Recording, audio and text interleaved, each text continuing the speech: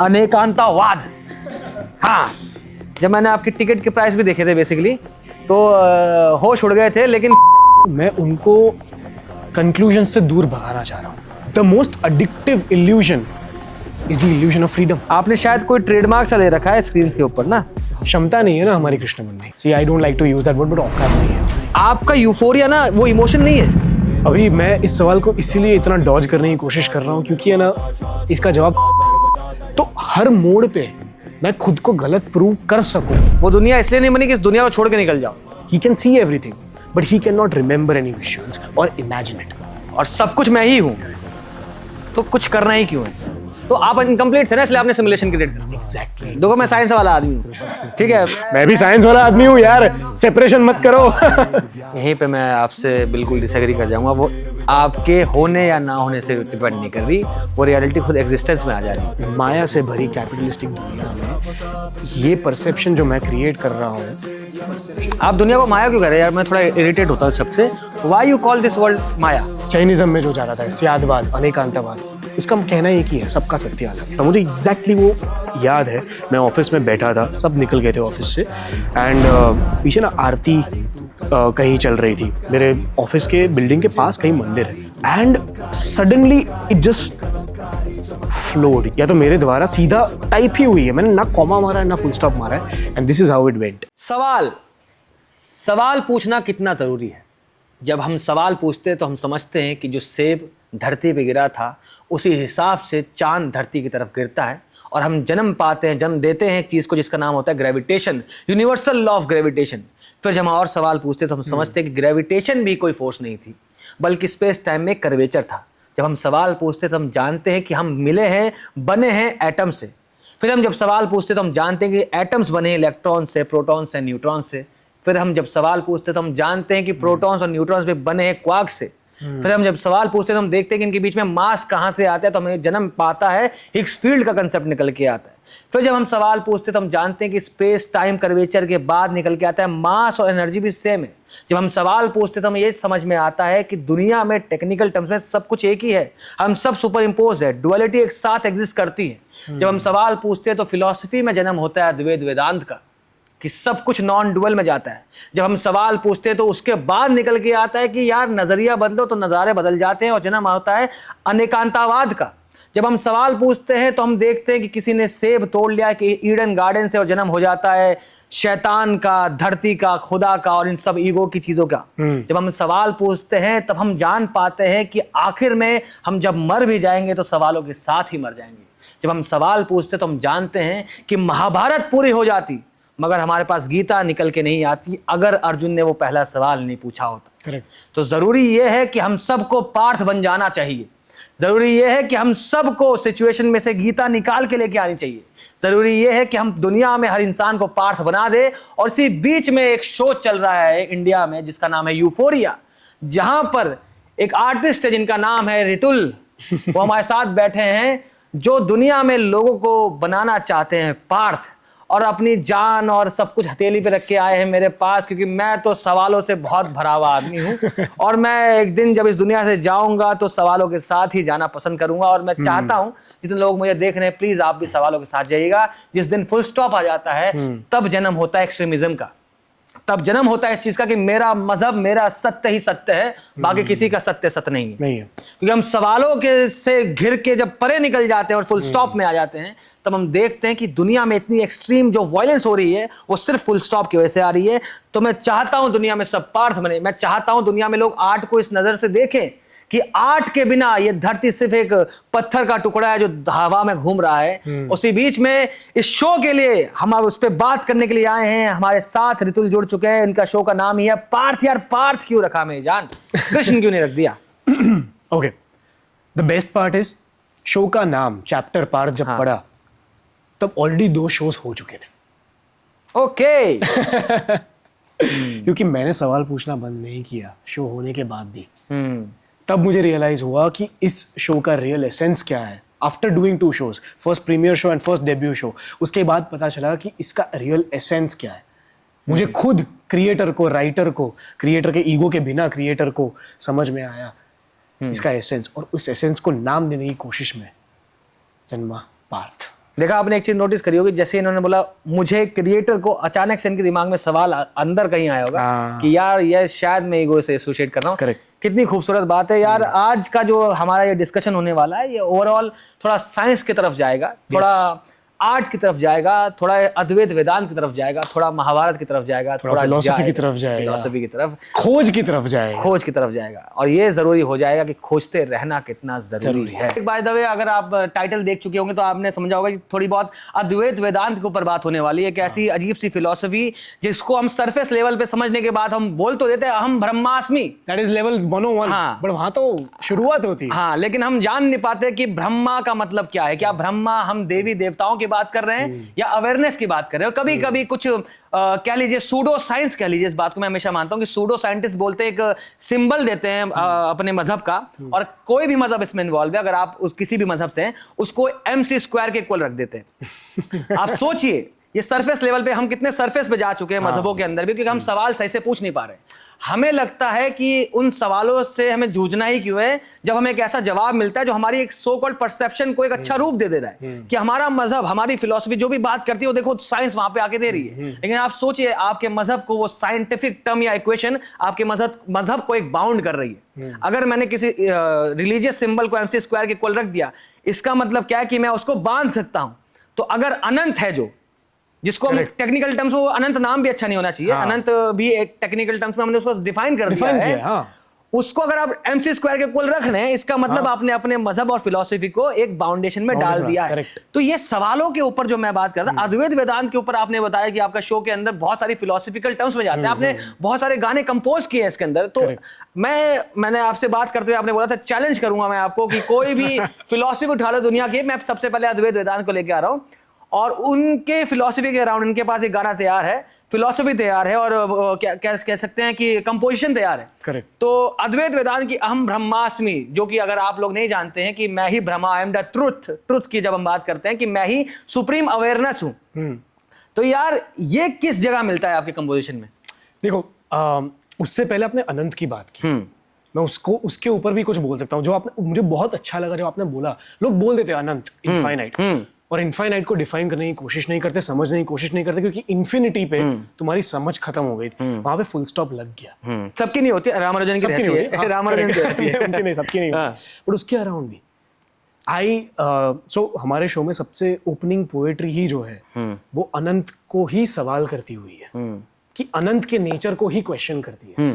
And it goes something like, तुम अंत के परे अनंत को खोज रहे हो या अनंत के अंदर छिपे अनेक अंतों को? तुम अंत और अनंत के अंतर को खोज रहे हो या इनके अंतर को ही अनंत का अंत समझ रहे हो? तुम अंत के परे अंतरात्मा को खोज रहे हो या अंतरात्मा के भीतर अनंत के अंश को खोज रहे हो? तुम अंतरात्मा के अंत से डर रहे हो या अंत और अनंत के अंतर को ना समझ पाने के डर से डर रहे हो? तुम खोज से डर रहे हो? वाह। तुम खोज से डर रहे हो? वाह। या डर की खोज में निडर हो जाने से डर रहे हो? क्या बात है। ये मैं अगेन, जैसे मैं बोला कि earth without art is just a piece of rock, is just if you have seen that meme, it is EARTH। हाँ, में आर्ट निकाल दो तो क्या बचता है? हाँ, सही बात है। उसमें देखिए जो पूरी कन्वर्सेशन में आज करने आपके बीच में आऊँ, इसलिए आया हूँ कि यार बहुत जरूरी है, बीइंग अ थिएटर आर्टिस्ट, अगर आप मुझे जानते हैं, आपको लगता है कि मैं, ये सबसे बड़ी बात ना, मुझे बहुत अफसोस है ऑडियंस के लिए कि ऑडियंस हमारी क्या करती है। अगर कोई फिलोसफिकल टर्म्स में हम बात करने लग जाए, अगर हम साइंस की जैसे मैं बात कर रहा हूँ, तो हमको टीचर बना देती है। हाँ। हमको गुरु बना देती है। आप गुरु बनने वाले भाई? नहीं भाई, नहीं, आप बनेंगे? नहीं, आप बनेंगे।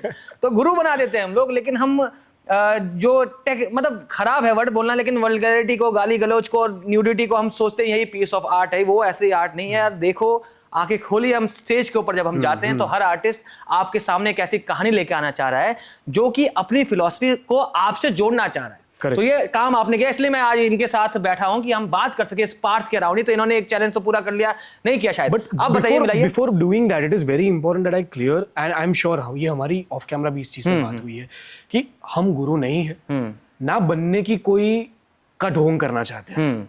हम शिष्य हैं, मैं चाहता हूं कि इस कॉन्वर्जेशन में मैं 100 गलतियां करूं, क्योंकि 100 गलतियों से ही तो जवाब आएंगे, जवाब को मैं डॉज कर पाऊंगा और सवाल आएंगे। और मैं तो सवाल को चेज कर रहा हूँ, क्योंकि मुझे पता है जवाब टेम्पररी है, सवाल परमानेंट है। एग्जैक्टली न्यूटन को लगा था, बाय द वे, जैसा आपको पता है, न्यूटन को लगा था उसने दुनिया के सारे रहस्य जान लिए, तब 33 साल की 33 की एज में जाके उन्होंने एल्केमी में चले गए कि मैं अब लेड से सोना बनाऊंगा। हाँ, उसको लगा वो दुनिया के ब्रह्मांड के सारे राज जान चुका है। फिर अराउंड 1899 में एक इंसान जन्मा जिसका नाम था, मतलब जन्मा नहीं, मतलब मैक्स प्लांक साहब लेके आए। करेक्ट। उनको भी लगा, उनके टीचर ने उनसे बोला था कि यार तुम्हें पता है कि साइंस में अब कुछ बचा नहीं है, फिजिक्स में अब कुछ नहीं बचा, सब कुछ ढूंढ लिया जा चुका है, अब बस थोड़ी हम टेक्निकल टर्म से कहते हैं तो उसको फाइन ट्यूनिंग करने वाले, तुम क्यों जा रहे हो फिजिक्स में? उस इंसान ने बस एक सवाल पूछा कि एनर्जी कॉन्टिन्यूअस है या डिस्क्रीट है। ये सवाल के बाद पूरी मॉडर्न फिजिक्स जन्म में आ गई, जिसके बाद हमको समझ में आता है कि हमें अब तक कुछ नहीं जाना है फिजिक्स में। एब्सोल्युटली। तो वहां पे सवाल कितने जरूरी आते हैं, यहाँ दिखाते कि अगर सही सवाल पूछे जा सकते, इसलिए बोल रहा हूँ आप लोग मर जाना सवाल के साथ, ये बेहतर है, ये बेटर है, ऑलवेज बेटर। हाँ, जवाबों के साथ मत मरना। तो वही सवाल पूछने आए, ये हमारे, मैं इनको गुरु बना के जाऊंगा आज, ये बोल रहे हैं कि गुरु नहीं बनेंगे। तो पहले आप मेरे उस चैलेंज का पूरा करिए, अद्वैत वेदांत के ऊपर आप अपने कोई कंपोजिशन बताइए जो आपको लगता है इस फिलॉसफी समझा दे। Okay, just to give context, हमारी बात ये छोटा सा ये चैलेंज हो गया था, थोड़ी डिबेट सी हो गई थी हमारी ऑफ कैमरा, जहाँ पे ही टोल्ड मी कि तुमने 100 गाने बनाए हैं, 100 वीक्स 100 सॉन्ग्स चैलेंज करके हमने एक चैलेंज किया, वो किया था, उसमें से 17 गाने हमारे कॉन्सर्ट में हैं। सो इतने सारे गाने हैं, तुम खुद को अगर इंटेलेक्चुअल समझते हो तो कहीं ना कहीं रेफरेंस तो मिलना ही चाहिए तुम्हारे हर फिलॉसफी की जिसकी हम डिस्कशन करें। तो अगर अद्वैत वेदांत की बात करें तो the best, by the way, for the upcoming, I'm also working on a song literally called Aham Brahmasmi right now. It is not out yet, but from the existing bank, my favorite song, one of the favorite songs जो Aham Brahmasmi की या अद्वैत वेदांत की बात करता है, while addressing and respecting the fact कि वो सिर्फ शुरुआत है अद्वैत वेदांत को समझने की। ये शब्द अहम ब्रह्मास्मि सिर्फ शुरुआत है, शुरुआत से भी शायद नीचे कुछ अगर होता है तो वो है, उसके आगे ऊपर बहुत कुछ है समझने के लिए, इसको एप्लीकेबिलिटी, इसको समझना हमारी लाइफ में। तो the most beautiful lyrics that I think have been written via me, I don't like to take the credit of it, it goes something like, तू कलमकारी चमत्कारी, तू कलमकारी चमत्कारी, सर्वजीव चेतनाधारी, अचल है तुझमें ऋग्वेद, अचल है तुझमें सामवेद, अचल है तुझमें यजुर्वेद, अचल है तुझमें Atharvaveda. But this is the ending of the song.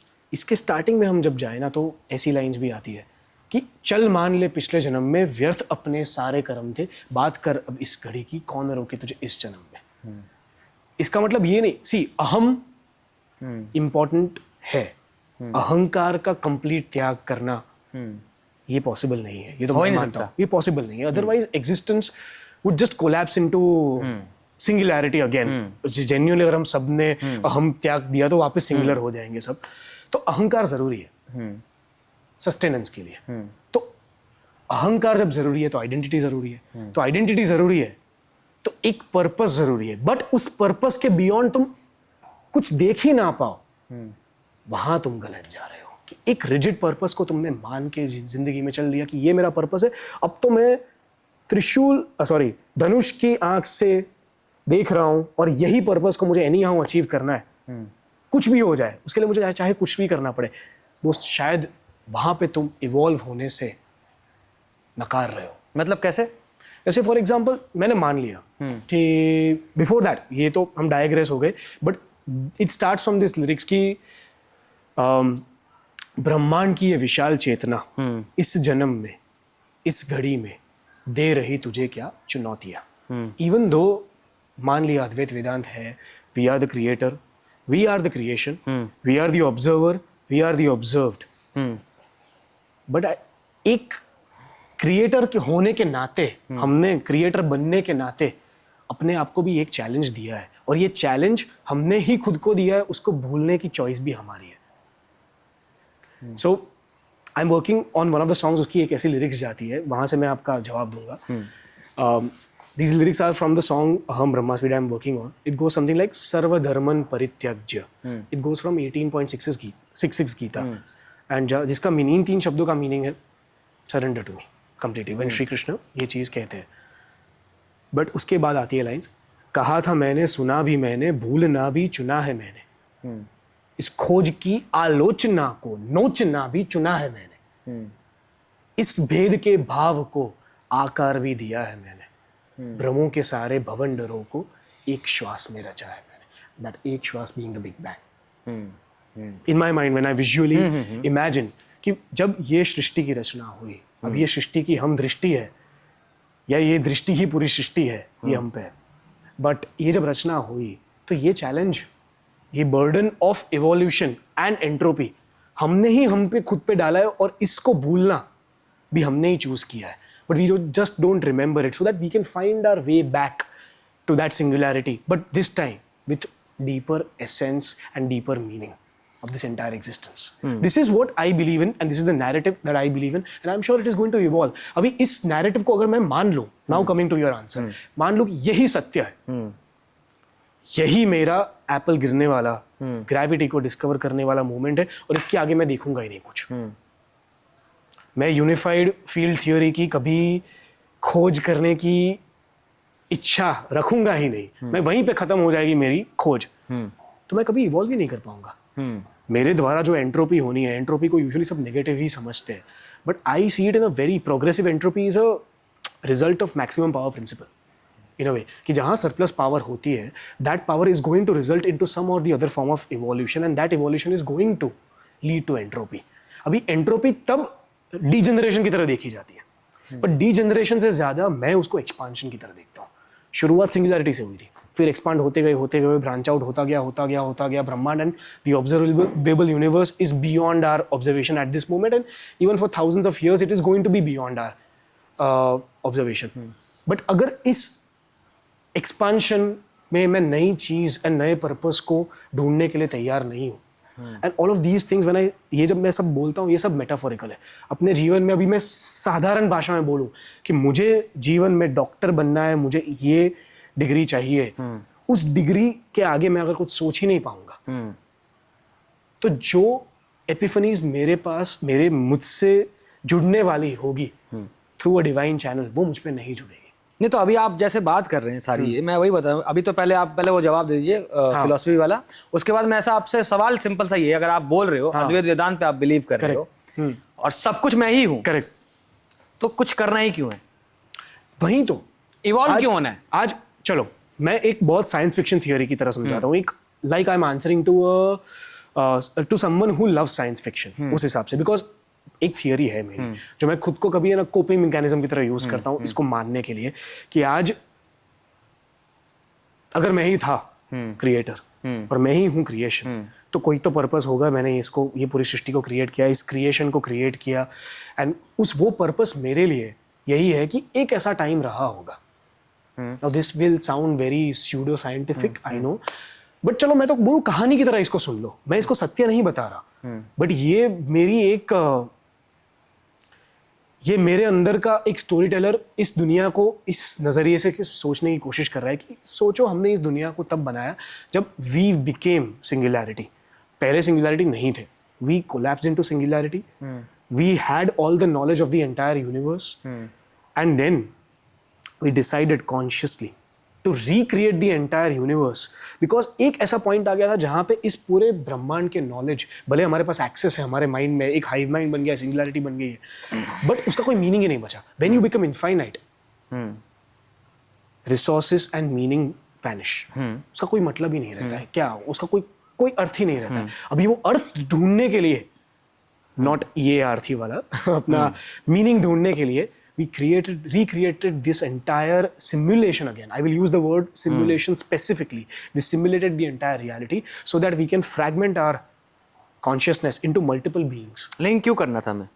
मैं आपसे सिंपल, आप समझ रहे हैं मैं बोल रहा हूँ, अगर मेरे हम जो बात करते हैं अद्वैत वेदांत पर, अगर आप गहराई से जाएंगे तो उसमें समझ में आता है कि इस दुनिया के क्रिएशन का कोई पर्पस नहीं है। रीजन बीइंग, जैसा आप कभी कभी सपने देखते हैं, हम सब सपने देखते होंगे, और हमारे इन्फॉर्मेशन है नहीं अलग बताया, लेकिन सपने कभी कभी अपने आप जन्म ले लेते हैं। Correct. आपने कॉन्शियसली उसको जन्म नहीं दिया। करेक्ट। अद्वैत वेदांत के अंदर हम अगर गहराई में जाते तो खुदा का, गॉड का, सुप्रीम कॉन्शियसनेस का, अवेयरनेस का कोई पर्पस नहीं है। राइट। वो अपने आप आ रही है, अपने आप चले जाएगी। करेक्ट। तो मुझे यही बता रहा हूँ, मैं आपको यहाँ पे फंसा दूंगा कि पर क्या है रीजन। सिमुलेशन क्रिएट ही इसलिए किया तो गया। आप इनकम्प्लीट थे ना, इसलिए आपने सिमुलेशन क्रिएट कर दिया। एग्जैक्टली। खुदा तो इनकम्प्लीट नहीं है। इनकम्प्लीट नहीं है, कंप्लीटली कंप्लीट होना भी एक तरीके का इनकम्प्लीट होना ही है। इस बात को ध्यान से समझो। ये अगेन व्हेन आई से आई am not forcing this theory onto anyone because I don't have a logical reasoning to it. This is a world that I like to believe in as a storyteller. मेरी खोज की एक check point है। इस check point से मैं आगे जाने वाला हूँ जब मैं भी इसको गलत ठहरा हूँ। आज से 6 महीने पहले मैंने इस थियोरी को डिस्कवर भी नहीं किया, सोचा भी नहीं। बट आज इस सिमुलेशन को बनाया इसलिए गया है क्योंकि हम इस पूरे ज्ञान एक बार ना हमारे पास सब कुछ आ जाए। अब हमारे मनुष्य का नेचर ही समझो।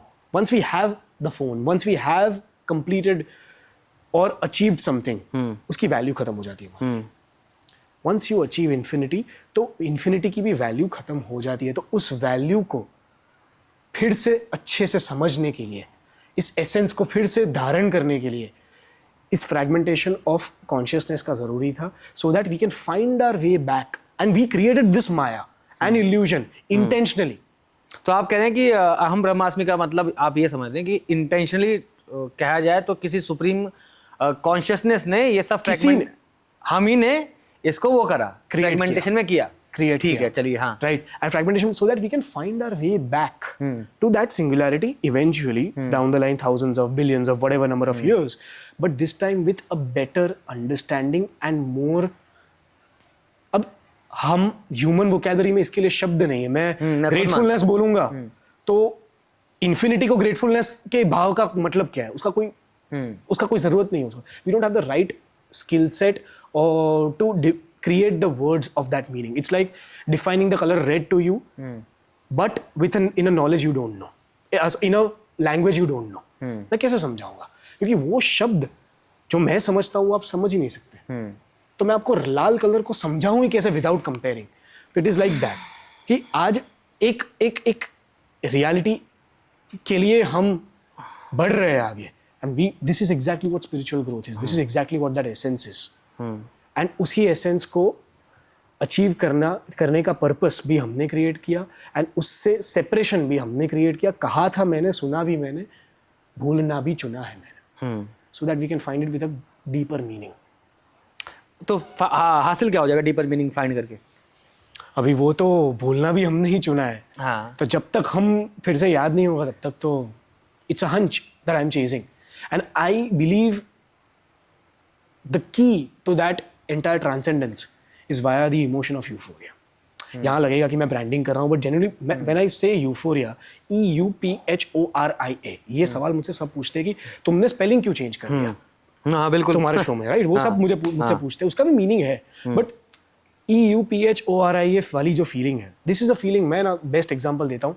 आप समझो, आप सजदे कर रहे हो या आरती कर रहे हो, जिस भी धर्म में आप मानते हो, जिस भी डिवाइन एंटिटी को आप मानते हो सिंबॉलिकली या इंटरनली, जब when you're being grateful to them and when you are celebrating them in your mind, तब एक क्षण आता है जब हमको एक साथ आंसू भी आते हैं, we feel like dancing, we also feel like letting loose, we also feel very happy, we feel liberated, and we feel like सारा burden हमसे एक सेकंड उस क्षण के लिए निकल गया है, because we feel we are nothing in front of the entire। उसी के लिए आपने ये रख रखा है। वैसे भी अगर आप शो में जाएंगे इनके तो आप समझेंगे कि ये वही मोमेंट के लिए है। यूफोरिया जब अगर आपको हो जाए, आप समझें कि यार कुछ तो हो रहा है जिसको मैं शब्दों में एक्सप्रेस नहीं कर सकता, साउंड बना देता हूं। करेक्ट, साउंड बना देता। मैं मानता हूं कि सारे जो नवरस है ना, ऑल 9 इमोशंस एज नाट्य शास्त्र में कहे गए, ये सारे नवरस एक क्षण में जब आप फील करो ना, that is the feeling of euphoria, and that feeling is the door, and it has the power to make you realize and give glimpses of the reality that you are not yet ready to accept। मगर आप तो कह रहे हैं ना, मैं आप देखो अगेन, मैं साइंस वाला आदमी हूँ, ठीक है? मैं भी साइंस वाला आदमी हूँ यार, सेपरेशन मत करो। नहीं, मैं डुअलिटी में बिलीव करता हूँ। ये अद्वैत वेदांत की फिलॉसफी पे एक पॉइंट पे आके मुझे डेंजरस क्यों लगती है, मतलब ये आप सुन रहे होंगे, क्योंकि अद्वैत वेदांत जैसी फिलॉसफी लिटरल टर्म्स में कहीं नहीं है, और बहुत खूबसूरत फिलॉसफी अगर आपने उसकी गहराई में चले गए, करेक्ट, और सरफेस लेवल पे आपको डेंजरस बना देगी। करेक्ट, सरफेस लेवल पे अगर मैंने समझ लिया कि अहम ब्रह्मास्मि और फॉल्स ईगो ले आया मैं, करेक्ट, तो मैं किसी को मारने भी जाऊंगा ना, तो अभी देखो होता क्या है, अद्वैत वेदांत की फिलॉसफी में हम क्या बात कर रहे हैं, एक सुप्रीम कॉन्शियसनेस बोल लीजिए, अवेयरनेस कह लीजिए, बेसिकली हम अवेयर है और उसमें रिपल्स आ रहे हैं, जैसे कि समंदर है उसमें लहरें उठ रही हैं, करेक्ट, हम है समंदर ही सारे, बस लहरों के फॉर्म में दिख रहे हैं, या अद्वैत वेदांत के ऊपर जाते हैं, right. जब सरफेस पे अभी इतना सब समझ लेते हैं, हाँ भैया हम रिपल्स हैं और ऑल एंड ऑल वेव्स हैं, और एक वेव अगर दूसरे वेव को मारने चलेगी तो बोले यार मेरा ही वेव था ना, आज मैंने खत्म कर दिया। करेक्ट, अद्वैत वेदांत अगर हम गहराई में जाएंगे और हम समझना चाहेंगे कि एक्चुअली अहम ब्रह्मास्मि का मतलब ये है कि हम सुप्रीम कॉन्शियस अवेयरनेस है और सब हमारे पार्ट है, वो बहुत बोलने में बहुत इजी है, मैं बता रहा हूँ। आप साइंस और फिलॉसफी में अंतर ये है, साइंस के पास इंस्ट्रूमेंट्स हैं प्रूफ करने के लिए, फिलॉसफी का प्रूफ नहीं कर पाओगे। फिलॉसफी अगर गलत इंटरप्रेट हो गई ना तो बहुत डेंजरस हो जाती है, बहुत डेंजरस है, 100%। लेकिन फिर भी मैं डुअलिटी में क्यों बिलीव करने आता हूँ कि एक सुप्रीम कॉन्शियसनेस तो है, अवेयरनेस है जिसके हम रिपल्स हैं, करेक्ट, लेकिन उसको क्रिएट किसी और ने किया। बट मैं ना हमेशा बोलता हूँ, अब मजा आने वाला है आपको, ठीक है मैं हमेशा बोलता हूँ कि अद्वैत वेदांत, जैसे मैंने अभी बोला, अहम ब्रह्मास्मि is very easy, it starts from अहम ब्रह्मास्मि, उससे काफी बियॉन्ड है अद्वैत वेदांत की understanding. But being very Frank, उसकी एप्लीकेबिलिटी हमारी कैपिटलिस्टिक लाइफ में समझने की और उसे फॉलो करने की क्षमता हम रखते हैं, हो ही नहीं सकता, बिल्कुल। वहां पे if you want to live a capitalistic, lead a capitalistic life, a better philosophy to look up to is अनेकांतवाद।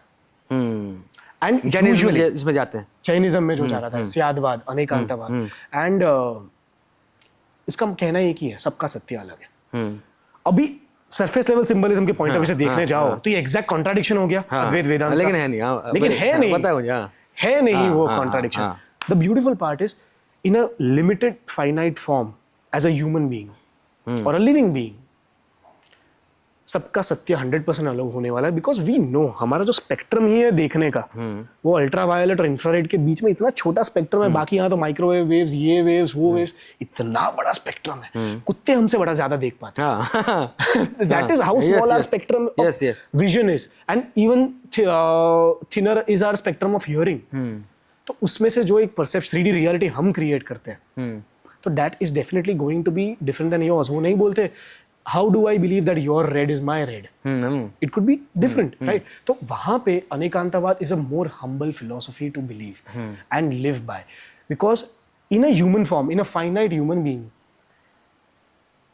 सबका सत्य अलग है, but beyond this form, सबका सत्य है। तो ये जो आपके शो पार्थ की बात आप कर रहे हैं, उसमें आप किस फिलॉसफी को आप बना रहे हैं, बता रहे हैं? So the best part of our show is, ये बहुत नार्सिसिस्टिक साउंड करेगा, मैं बेस्ट पार्ट की तरफ बोल रहा हूँ इसलिए, we don't conclude, okay, it is an open ended ending and misunderstood by 95%, and I am okay with that misunderstanding, because जो 5% समझ रहे हैं ना और जो 95% नहीं समझ रहे हैं ना, उनके बीच में जो कॉन्वर्जेशन होगा ना बाद में, समझ और शिक्षा वहां से होने वाली है। मेरे शो से कोई कुछ नहीं सीखने वाला, मेरे शो से सिर्फ मैं चाहता हूं कि दो लोग पूछे, अपने इंटरप्रिटेशन को डिस्कस करें और दोनों एक दूसरे को गलत ठहराए।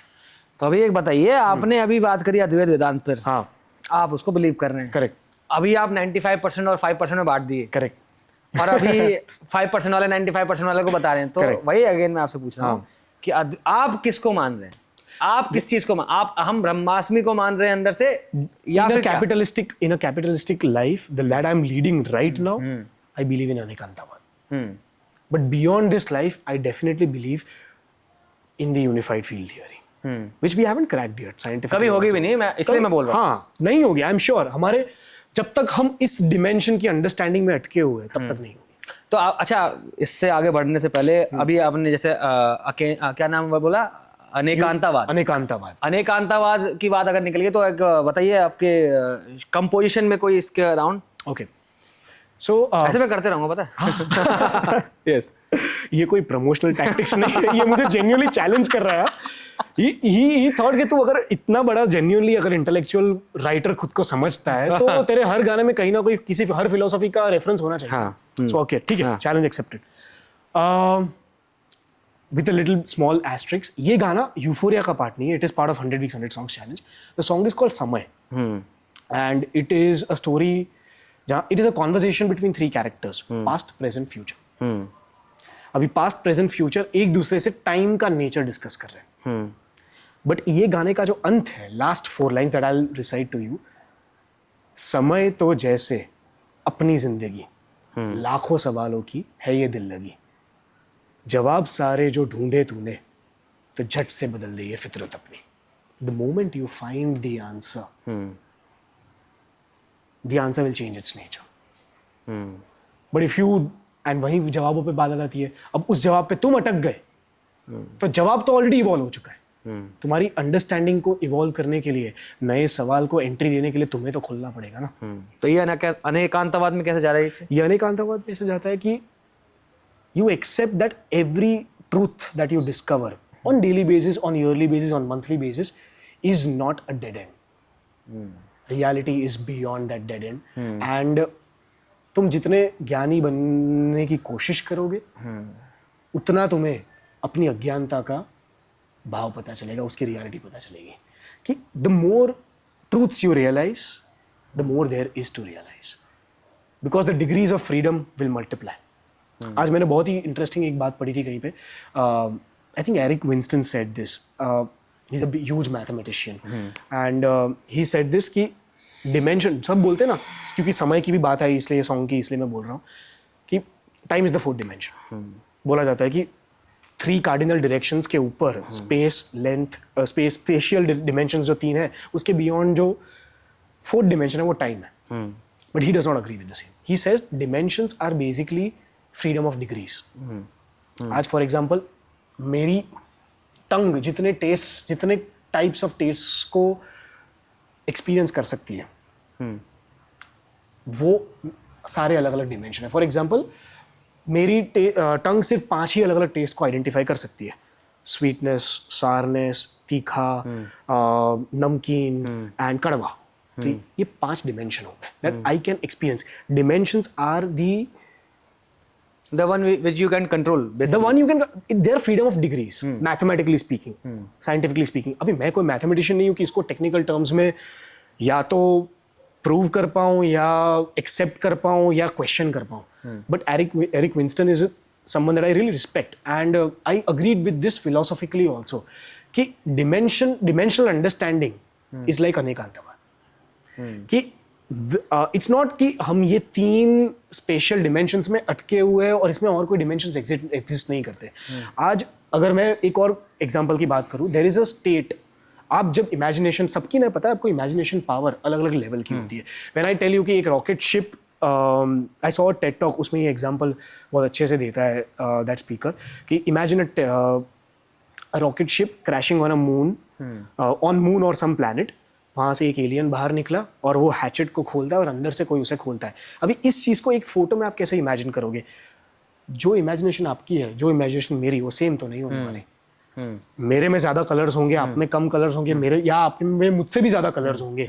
विविड होगा, कोई होगा जिसका ब्लैक एंड वाइट है. But there are also people who do, and he was one of them, the speaker. Aphantasia is I think the condition. He has no imagination. उसको विजुअलाइजेशन नहीं दिखता है. Basically that person has never, वो real life, he is not blind, he can see everything, but he cannot remember any visuals or imagine it. तो ये अनेकांतवाद में जा रहा है. बट ये तो एकदम एक्सट्रीम पोलैरिटी की मैंने बात कर दी कि एक पर्सन जो बिल्कुल इमेजिन नहीं कर सकता और एक पर्सन जो इमेजिन कर सकता है. लेकिन स्टिल सब लोग अवेयर हैं. बट ये स्केल में कितने और लोग हैं? अगेन आप समझे नहीं, कितनी भी इमेजिनेशन हो दुनिया में, अवेयरनेस एक कॉमन है. वो बंदा जो इमेजिन नहीं कर सकता वो भी अवेयर है कि वो इमेजिन नहीं कर सकता है. कोई बंदा जो आप इमेजिन कर रहे हो, आप अवेयर हो कि आप इमेजिन कर रहे हो. राइट. तो ये क्या बोला आपने? अनेकांतवाद. हाँ. तो उसके बीच नीचे जाएंगे अगर हम, तो हम देखते हैं कि अवेयरनेस तो कॉमन है. तो अनेकांतवाद के बहुत सरफेस पे आ गया ये फिलॉसफी. तो उस अवेयरनेस कॉमन है, बट उसकी जो अंडरस्टैंडिंग है वो तो हम हमारे लिमिटेड परसेप्शन में क्रिएट करते हैं ना. मैं जब स्पेक्ट्रम की बात करता हूँ, फिर से कमिंग बैक टू अल्ट्रावायलेट और इंफ्रारेड रेज के बीच का छोटा सा स्पेक्ट्रम हम देख पाते हैं. अभी ये स्पेक्ट्रम अगर विजन का हमारे लिए कॉमन है, बट उसका इंटरप्रिटेशन हमारे माइंड में, उसमें बहुत सारे अलग फैक्टर्स. सच्चाई इंटरप्रिटेशन थोड़ी ना है. मैं वही तो बोल रहा हूँ, वो तो हम क्रिएट कर रहे हैं ना हमारे माइंड में. तो सबकी सेम तो है नहीं. अगेन अब देखो, सच्चाई सब लोग इंटरप्रेट कर रहे हैं. हाँ, सच्चाई उससे अलग है. सच्चाई ये है कि वो ईएम वेव है. कमिंग बैक टू दैट, हाँ हाँ, अहम ब्रह्मास्मि इज दैट वेव। तो अभी आप दो में से एक स्टैंड पकड़ लिए, या तो नहीं अधिक पकड़ मानता सकते। हाँ, फिर it is because we are talking about infinity and being finite. देख लो, मैं प्रमोशन नहीं करना है, पसीने निकाल दूंगा। हाँ चलो चलो, हाँ, बताओ। No, so as I told you, it's infinity versus being finite. ये दोनों एक्सपीरियंसेस अलग है। अभी इस शरीर के अंदर मैं इंफिनिटी की समझ की बात कर ही नहीं सकता, बट उसका अजम्पशन लगा सकता हूँ। बट और मेरी फाइनाइट पैरामीटर्स के साथ आप बात इंफिनिटी की बॉडी में, because when I can think like infinity then I won't be finite. उसमें कॉन्ट्राडिक्शन, उसके सुपरपोजिशन में कॉन्ट्राडिक्शन है। कैसे? क्योंकि I can not think like an infinite being as long as I have all the knowledge in the entire universe there is to be known, and इसकी possibility इस शरीर में तो नहीं है। नहीं, आप, मैं समझा नहीं आप क्या बोलना चाह रहे हैं, बताइए। मैं कहना ये चाह रहा हूँ कि इस शरीर के अंदर मेरी रियलिटी जो मैं क्रिएट कर रहा हूँ मेरे इमेजिनेशन के हिसाब से, और मेरे विजुअल एंड लिसनिंग सेंसेस के हिसाब से, जो सबकी अलग अलग लेवल की होती है थोड़ी बहुत। तो एक जो रियलिटी मेरे दिमाग में क्रिएट हो रही है वो मेरे दिमाग में मैं क्रिएट कर रहा हूँ। It is not something that exists independently. यहीं पे मैं आपसे बिल्कुल डिसएग्री कर जाऊंगा। वो आपके होने या ना होने से डिपेंड नहीं कर रही, वो रियलिटी खुद एग्जिस्टेंस में आ जा रही है। आपके अंदर चेतना कहाँ से आई है, कॉन्शियसनेस कहाँ से आ गई आपके पास? अभी ये भी तो दो अलग अलग सवाल है। This is actually something that I question a lot. I question again, I don't answer this. भाई कौन क्वेश्चन करता है इस चीज को, मैं ये पूछना चाह रहा हूँ। आई क्वेश्चन अलाउड में, ये आई जो आप बोलना चाह रहे हो क्वेश्चन कर रहा है, दिस इज अहंकार। नहीं, वो हम थोड़ा गुरु नहीं बनते अभी। हम इस पे आते हैं। अहंकार बहुत बकवास शब्दों में अटक गए दुनिया पूरी की पूरी। अब मैं बेसिक लेवल पे उतरना चाह रहा हूँ। आपने बोला कि I question a lot about this consciousness क्या है। करेक्ट। तो मैं वही पूछना, जो आई की बात आप यहाँ पे करना चाह रहे हो वो क्या है? अहंकार वहंकार ये सब हटा दो, सब मैं गुरु बन जाएंगे। देखो बना दूंगा गुरु। Accumulation of my traits and senses। एकदम टेक्निकल भाषा में बोलने जाऊँ तो जो मैं समझता हूँ कि मेरे सेंसेस और मेरे जो सारे तत्व है उसकी कलेक्शन, कलेक्टिव एग्जिस्टेंस जो मैं फील कर पा रहा हूँ with the degree of freedom that I can move to and think, which I can move to in my thoughts and physically, that is me, that is I. ये मैंने एकदम भाषा में एकदम बेसिक तरीके से, टेक्निकल तरीके से इसको मैंने डिफाइन करने की कोशिश की। अभी मेरा कहना यही है कि एक माया से भरी कैपिटलिस्टिक दुनिया में ये परसेप्शन जो मैं क्रिएट कर रहा हूँ, ये परसेप्शन, आप दुनिया को माया क्यों कर रहे हैं यार? मैं थोड़ा इरिटेट होता हूँ सबसे।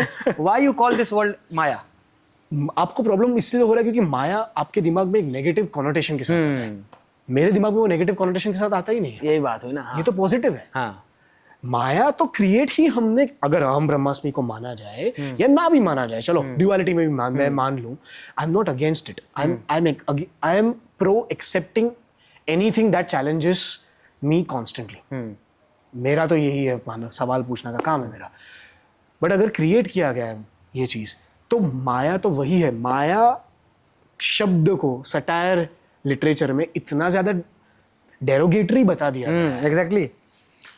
ये ओवर ईयर्स राइटर्स ने, पोएट्स ने, फिलोसोफर्स ने इस शब्द को एक पाप की तरह पेंट कर दिया है। बट माया पाप थोड़ी है। बिल्कुल, एग्जैक्टली। और माया का मीनिंग भी आज मैं जब यही तो यहाँ पे तो ये प्रूव हुआ कि माया का मीनिंग, जब मैं माया शब्द पहली बार बोला अभी एक आध मिनट पहले, बहुत सारे व्यूअर्स के दिमाग में उसके अलग अलग मीनिंग बन गए। कोई नेगेटिव सोच रहा हो, कोई पॉजिटिव सोच रहा हो, कोई न्यूट्रल सोच रहा हो, किसका, और किसी को तो वो शब्द का मीनिंग भी नहीं पता होगा। राइट। यही तो अनेकांतवाद है। सबका सत्य अलग है। In a finite body as per their limited understanding in that particular moment, that is अनेकांत। तो माया पे आने से पहले मैं आपको बता दूं, माया बेसिकली अगर आप अद्वैत वेदांत पढ़ते हैं तो माया को अद्वैत वेदांत ने कंप्लीटली नकारा नहीं है। yes। उसको एक वर्ड बोला है, मैं अंग्रेजी का भूल रहा हूँ, लेकिन उसको रियलिटी माना है। और जब हम बात करते हैं इस्लामिक फिलॉसफी की भी, तो मैंने एक बहुत बेहतरीन कह लीजिए इस्लामिक स्कॉलर है जावेद अहमद गामिदी साहब। उन्होंने एक बात बोली थी कि दुनिया जो बनी है ना, वो दुनिया इसलिए नहीं बनी कि इस दुनिया को छोड़ के निकल जाओ। ये दुनिया इसलिए बनी है, इस दुनिया से गुजरते हुए सच्चाई तक पहुंच जाओ। एग्जैक्टली। तो हम लोग माया माया करके इस मायावी दुनिया में, आप मायावी स्क्रीन के सामने मायावी हेडफोन लगा के मायावी बातों सुन रहे हैं। हाँ। मायावी लोगों के दोनों आर्टिस्ट बैठे हैं टेक्निकल टर्म्स में। तो आप समझिए कि आप पे जो आपके बोझ डाले जा रहे हैं सो कॉल्ड एक्यूमुलेशन के जरिए, आप उसको कितना नेगेटिव ले जा रहे हैं। इसी माया में जीते रहना जब तक किसी सुप्रीम ऑब्जर्वर का सपना ना टूट जाए। अगर ये सपना भी है ना, तो हमें तब तक जीना है सपने के अंदर जब तक उसका सपना टूट जाए ना। तो आप इसको रियलिटी मान लीजिए और फिर समझिए आगे चल के। लेकिन अभी अनेका but before that I will conclude with one single yes. Detachment का मोह भी एक तरीके की माया भी है, अगर आपको माया से प्रॉब्लम है। बिल्कुल, ये भी एक तरीके की माया ही है। The most addictive illusion is the illusion of freedom. बिल्कुल। But define freedom. If freedom is entrapping you by being a bait in front of you and you're constantly chasing it, then how is it freedom? इसलिए गौतम बुद्ध, अगर आपने पढ़े होंगे, गौतम बुद्ध की एक बहुत खूबसूरत वो हुआ था, उनको एनलाइटनमेंट जब मिली थी, जब उनको अंतिम सत्य का ज्ञान हुआ था, तो वो ऐसा बोलते हैं कि जब उनको इस चीज की भी चाहत नहीं रही ना, कि किसी चीज की चाहत ना हो, हाँ, तब वो एनलाइटन हो गया। करेक्ट। इस चीज की चाहत ना होना, कि किसी चीज की चाहत भी ना हो, करेक्ट। ये चीज अगर आप ये शब्दों में कितना खूबसूरत लगता है ना, लेकिन शब्द बहुत लिमिटेड है, वो भावनाओं को हम नहीं समझा पा रहे, लेकिन वो उसी बात से वो निकल के आए थे, चीज निकली थी। लेकिन आपने अभी मैं फंसाता हूँ दोबारा, आप कह रहे थे कि एक्यूमुलेशन के हिसाब से आपका वो मैं या आई बनाया, मैंने अंडरस्टैंड किया है। एक बच्चे को छोटा सा बच्चा, उसको मैं उछालता हूँ, वो नीचे आता है। बाय डिफॉल्ट इंसानों के अंदर ऊंचाई का डर है। करेक्ट। तो वहां पे मैं कैसे आ रहा है? अगर मैं एक्यूमुलेशन है, आपकी नॉलेज और अंडरस्टैंडिंग है, ब्ला ब्ला ब्ला ब्ला ब्ला, तो वहां तो उसके पास कुछ भी नहीं है अभी। बिकॉज दैट मैं is trying to exist and that existence is constantly fighting with its survival instinct. जीना तो है ना, जीने की इच्छा तो है। ये सारे जो पैरामीटर्स और तत्वों के साथ, ये सारे एटम्स जो एक साथ जुड़े हैं एक शरीर का रूप में, अभी शरीर को मैं फिलोसॉफिकली डिफाइन करूँ, साइंटिफिकली डिफाइन करूँ, उसके सारे मंतव्य बदल जाएंगे। बट वो ये तो कोई डिनाई नहीं कर पाएगा कि ये जीने की कोशिश कर रहा है विद अ कॉन्शियस ब्रेन और अ सबकॉन्शियस ब्रेन। मरने की कोशिश तो ये शरीर कोई शरीर नहीं कर रहा है, भले वो ग्रेजुअली मर तो रहा है, एंट्रोपी हो तो रही है, बट कोशिश तो जीने की ही है। वाह, मैं वो सोचा फंसा दूंगा यार, ये हुई बात कुछ माया वाले। अच्छा, एक और चीज मैं इसके बाद आगे चल रहे थे कि यार जो आपका शो ये चल रहा है यूफोरिया, और उसके अंदर आप चाहते क्या है, लोग क्या करें? शो देखने के बाद अब जब इंसान जा रहा है, आपने नाम तो पार्थ रख दिया, चैप्टर 1 पार्थ कर दिया। करेक्ट। तो बहुत एक ना, मैं पर्सनली बिलीव करता हूँ, अगर आप में से ऑडियंस भी देख रहे होंगे, तो इस दुनिया में हमारे बेसिकली हमारे इंडिया में, अगर मैं बहुत सीधे पॉइंट पे बोलूँ, कि चाहते नहीं है कि सही चीज़ को उसका दाम मिल जाए। होता यह है कि हम लोग ना सूडो इंटेलेक्चुअल लोग हैं, हमको लगता है कि जो ज्ञान है वो सबके लिए फ्री है।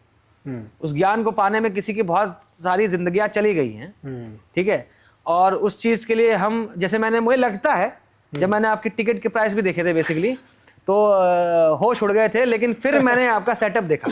हाँ। तो वो क्या, मैं ये मानता हूँ विद अटर ऑनेस्टी बोल रहा हूँ कि आपके टिकट के प्राइस जो है वो बहुत गलत है। हाँ। आप बहुत कम चार्ज कर रहे हैं। अरे यार, मैं सही बता रहा हूँ, क्योंकि हाँ। रीजन यही है। आप समझिए कि उस आर्ट फॉर्म के लाने के लिए, अगर आप मैं इनका ऐसा कुछ सेटअप दिखता है, अगर आप इंटरनेट पे जाके, अवेलेबल है आपका पूरा सेटअप, हाँ, तो आप देखेंगे कि 6 बड़ी स्क्रीन लगी हुई है। ये this is something that yes, one of the fans gifted to me in the previous show। 3D print किया था ये। it looks something like this। तो यहाँ पे 6 स्क्रीन्स लगी हुई है, इस पे पूरा का पूरा सीन चल रहा है। बीच में यहाँ पे बहुत सारी लाइट्स लग रही है, प्लस 20-25 आपने कहा कि आप कंपोजर्स एंड सिंगर्स वहाँ पे बैठे हैं जो कर रहे हैं। Correct. There are 20 performers, dancers, singers, mix bag of all of them. इस सेटअप को खड़ा करने में कितना, मतलब अगर आप बताना चाहते हो कितना कॉस्ट आ जा रहा है? मैं कमा पा रहा हूँ उतना, उससे तो ज्यादा ही। तो आप समझिए कि किसी भी चीज को आप परसेप्शन से दुनिया को बचना चाहिए। मैं ये बिलीव करता हूँ, परसेप्शन से दुनिया को इसलिए बचना चाहिए कि हमको परसीव होता है कि हम बात कर रहे हैं पार्थ बनने की, हम बात कर रहे हैं भगवत गीता की, हम बात कर रहे हैं कृष्ण की, और हम बात कर रहे हैं कि यार आओ यार माया के पैसे दे दो।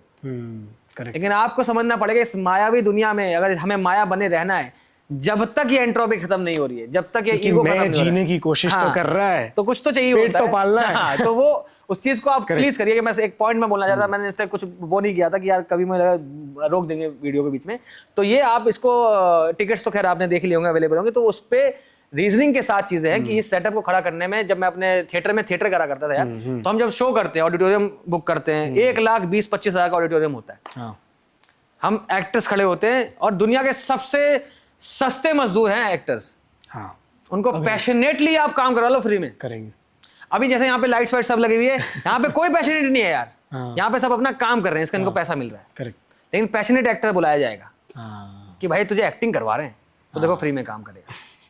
तो ये पैशन की वजह से, ये जो मैं हमेशा इसलिए बोलता हूँ पैशन एक पॉइजन है, उस चीज को आप समझिए और इस चीज की इज्जत करिए कि एक इंसान, एक चीजें आपके आर्ट फॉर्म को उस कदर आप तक पहुंचा पा रही है जिसके कॉस्ट इन्वॉल्व होती है। तो प्लीज, मेरा भी शो आने वाला है बाय द वे, तो उसमें भी आइएगा कि समझ के कि 12-15 साल चीजें लग जाती है बनाने में। हाँ, एब्सोल्युटली। तो खैर वो तो सारी बातें मैंने ये मैं बोलना चाह रहा था।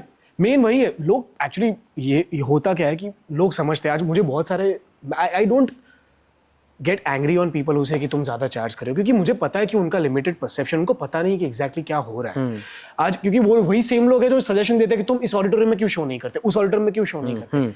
हमारा शो के लिए आप समझो, हम पूरा ऑडिटोरियम खड़ा कर रहे हैं only for that to our show, ऐसा समझो 4 दिन कंस्ट्रक्ट करने में लगते हैं ये इस साइज की स्क्रीन को, and each screen is like way bigger than a movie theatre screen and into 6 screens. और उसको सेफ्टी लगाना उस हिसाब से, आज अगर स्क्रीन का वजन 500 किलो है तो पीछे 3000 किलो का सपोर्ट देना पड़ता है इन ईच स्क्रीन।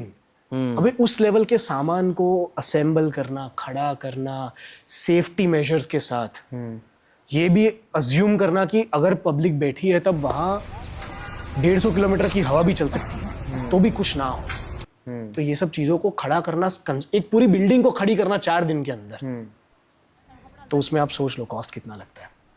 बाकी आर्ट की कीमत तो मैं क्या ही लगाऊं, मैं कौन हूँ आर्ट की कीमत लगाने वाला। मैं जो तो इंजीनियरिंग की कीमत लगा रहा हूँ, something that can be quantified. नहीं, यही तो मुझे बहुत बुरा लगता है कि एक बहुत अच्छे नील डिग्रेस टायसन ने शायद एक बात बोली थी कि अगर दुनिया में आइंस्टाइन पैदा नहीं होता, या पहले गुजर जाता, न्यूटन पैदा नहीं होता, तो इवेंचुअली दुनिया ग्रेविटी, रिलेटिविटी 6, 7, 10, 12, 20, 30 लोग मिलकर बना देते। करेक्ट। हाँ, लेकिन विंसेंट वैन गो पैदा नहीं होता तो स्टारी नाइट्स नहीं बनती।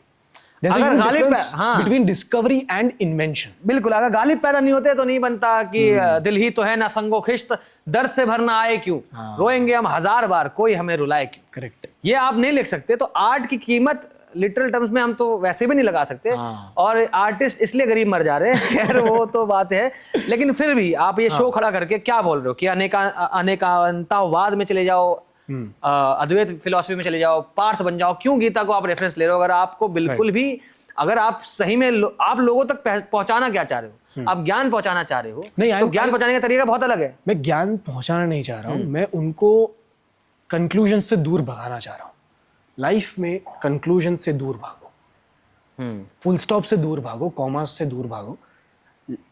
मैं चाहता हूं कि शो देखने के बाद जो भी तुम्हारी प्री कंडीशनिंग है, पैवलोवियन पैटर्न्स बोलते हैं इनको, Pavlovian was a great person himself. He said कि हमारी बहुत सारी कंडीशनिंग होती है जो हम पहचान नहीं पाते, और उन्हीं कंडीशनिंग पे हमारे इम्पल्सेस, इंस्टिंक्ट्स रिएक्ट करते हैं। आज सुबह ही मैंने ये चीज़ लिखी थी, I think I also posted a reel about it, which desire of yours are actually yours, because most of the desires और द इम्पल्सेस और the reactions were manufactured and we are just mimicking them. अच्छा, इस बात पे ऐसे react करना है, किसी को हमने देखा हुआ है ऐसे रिएक्ट करते हुए, देयर आर हाई चांसेस कि हम भी ऑटो पायलट मोड में वैसे ही रिएक्ट करेंगे। तो उनको दुविधा में डालना, मैं उनको कोई हैप्पीनेस का मोमेंट नहीं दे रहा हूं कि ओ अब मैंने सब जान लिया, सब मान लिया, I am going home with more knowledge. I want to send them home by subtracting the knowledge they already had. मैं उनको खाली करके भेज रहा हूँ, भर के नहीं। मेरा गोल ये है विद दिस कि और ये पॉसिबल नहीं है अगर शो का एक कंक्लूजन, और जेन्युइनली शो का एक कंक्लूजन। मगर एक बात बताओ मुझे, अगर आप किसी को उनके नॉलेज से खाली करके भेज रहे हो, हाँ। तो आप अपनी नॉलेज का इस्तेमाल क्यों कर रहे हो उसमें? आप क्यों नहीं खाली हो जा रहे नॉलेज से अपनी? मैं काफी खाली हूँ मेरी नॉलेज में, बट बनते बनते बनते बनते जर्नी में कहीं ना कहीं जब एक स्टेप आगे ले रहा हूँ तभी रियलाइज हो रहा है कि पिछला स्टेप तो गलत था, या आगे का स्टेप अभी गलत लग रहा है तो ये वाला स्टेप लो, तो ये वाला स्टेप गलत हो रहा है। तो हर मोड़ पे मैं खुद को गलत प्रूव कर सकूं, ये क्षमता मैं चाहता हूं, और लोगों को यही क्षमता सिखाना चाहता हूं कि तुम खुद को गलत एक्सेप्ट करो कि तुमने ये जाना, बट हो सकता है कि कल ये तुमको पता चले कि ये गलत था। I am open to that.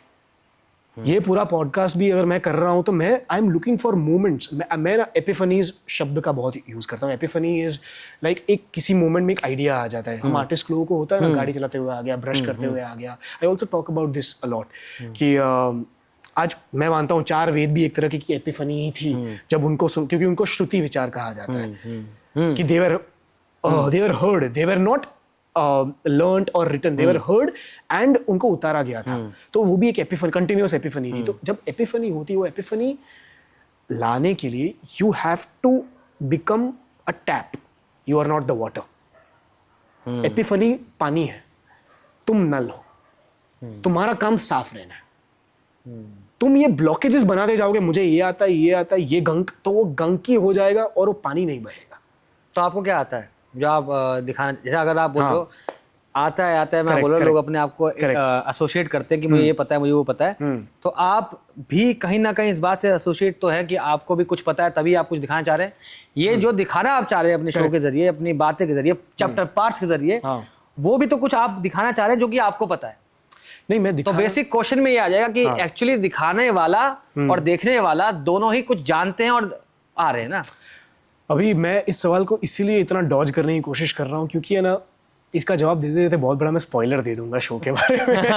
और वो मैं चाह रहा था इनको मैं फंसा के ला दूं, और वो मुझे गलत प्रूव करने की कोशिश नहीं कर रहे, वो स्पॉइलर देने की कोशिश कर रहे हैं। शो का अंत इसी पॉडकास्ट हो जाए, बड़े बड़े पिलर्स खड़े ना हो, है नहीं वैसा? बताओ। नहीं, सो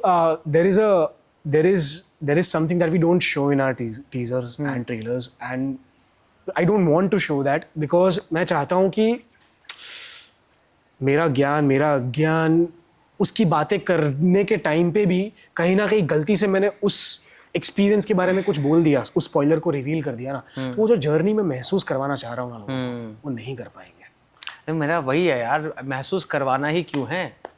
महसूस करवाना इसलिए ताकि वो उस मोमेंट में, एंड में, when it is open ended, when it is open to interpretations, वो अपनी चॉइस से अपनी गलती को चूज कर पाए। इससे आपको हासिल क्या होगा? मुझे तो हासिल, मैं तो खोज कर रहा हूँ यार।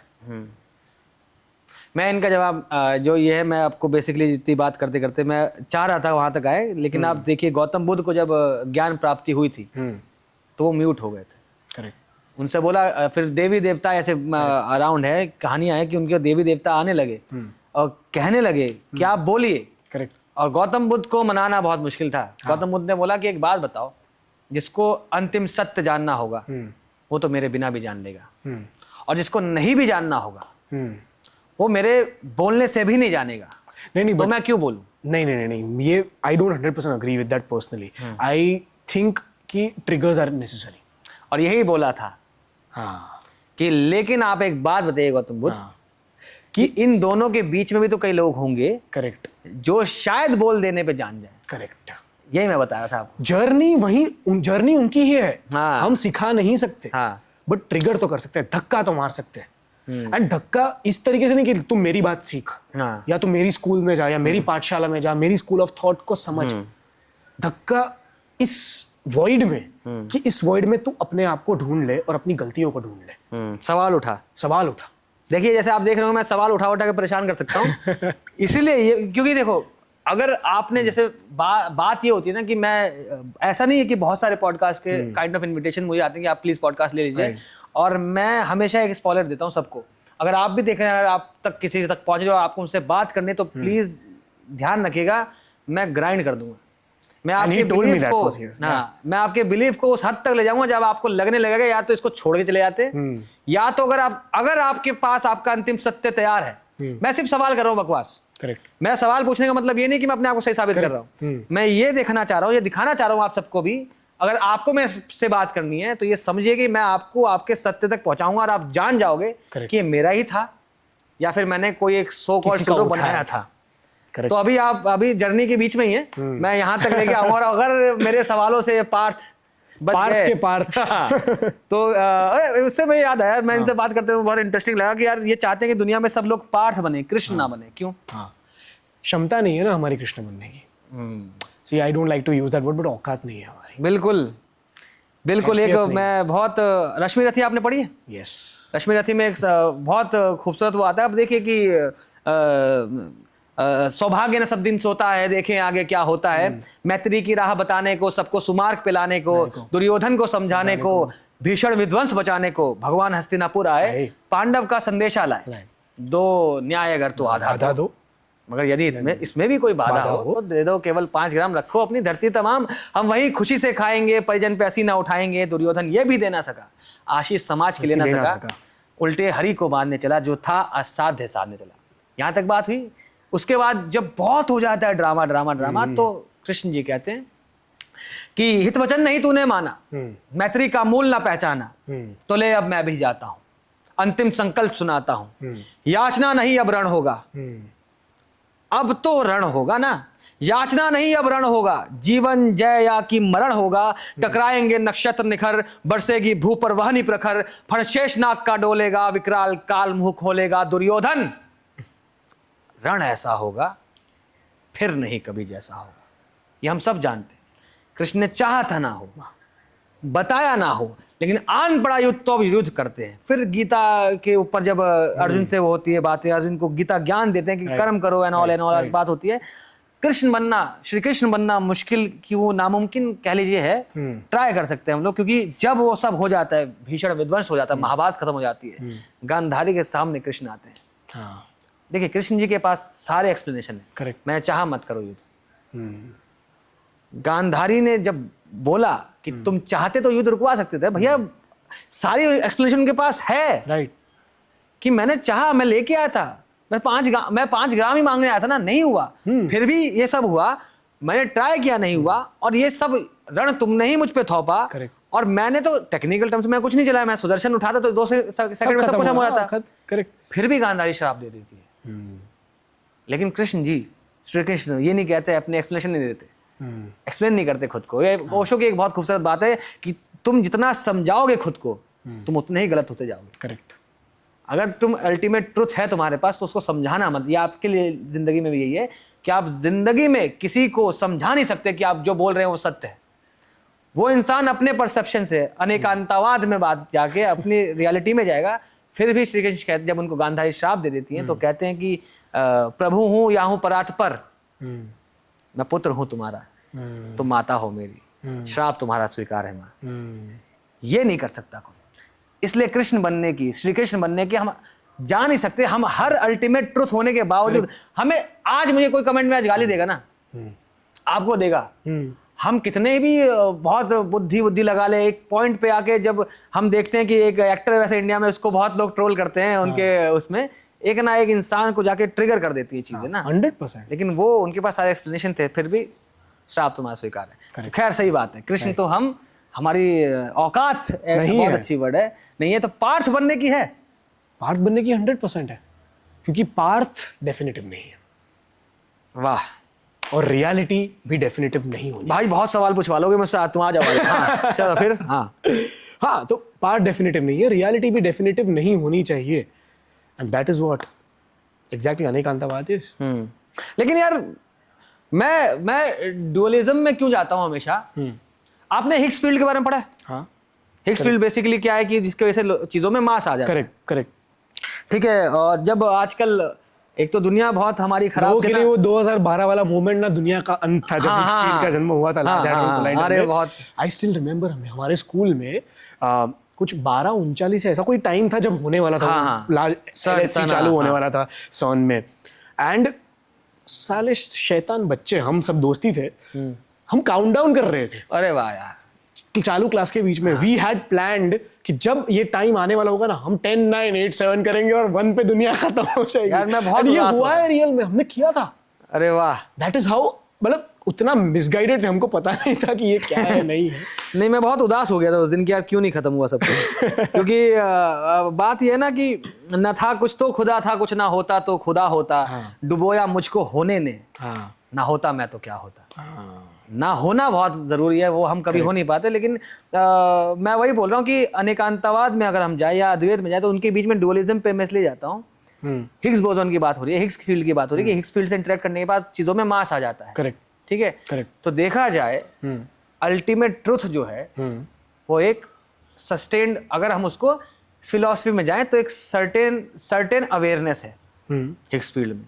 करेक्ट हिग्स फील्ड एक सर्टेन अवेयरनेस मान लो, Correct. उसके अंदर रिपल्स आ रहे हैं, करेक्ट, जो कि हमें फॉर्म दिख रहे हैं करेक्ट, मास में जो हमारे। लाइगो में भी अभी ढूंढने की कोशिश कर रहे हैं। हाँ? लाइगो मशीन में भी अभी वो रिपल्स ठीक है? ढूंढने की कोशिश तो कर रहे बेसिकली अद्वैत वेदांत को लोग फिर इसके साथ बोलते, देखो हमारा मजहब हमारी चीजें कितनी सही है।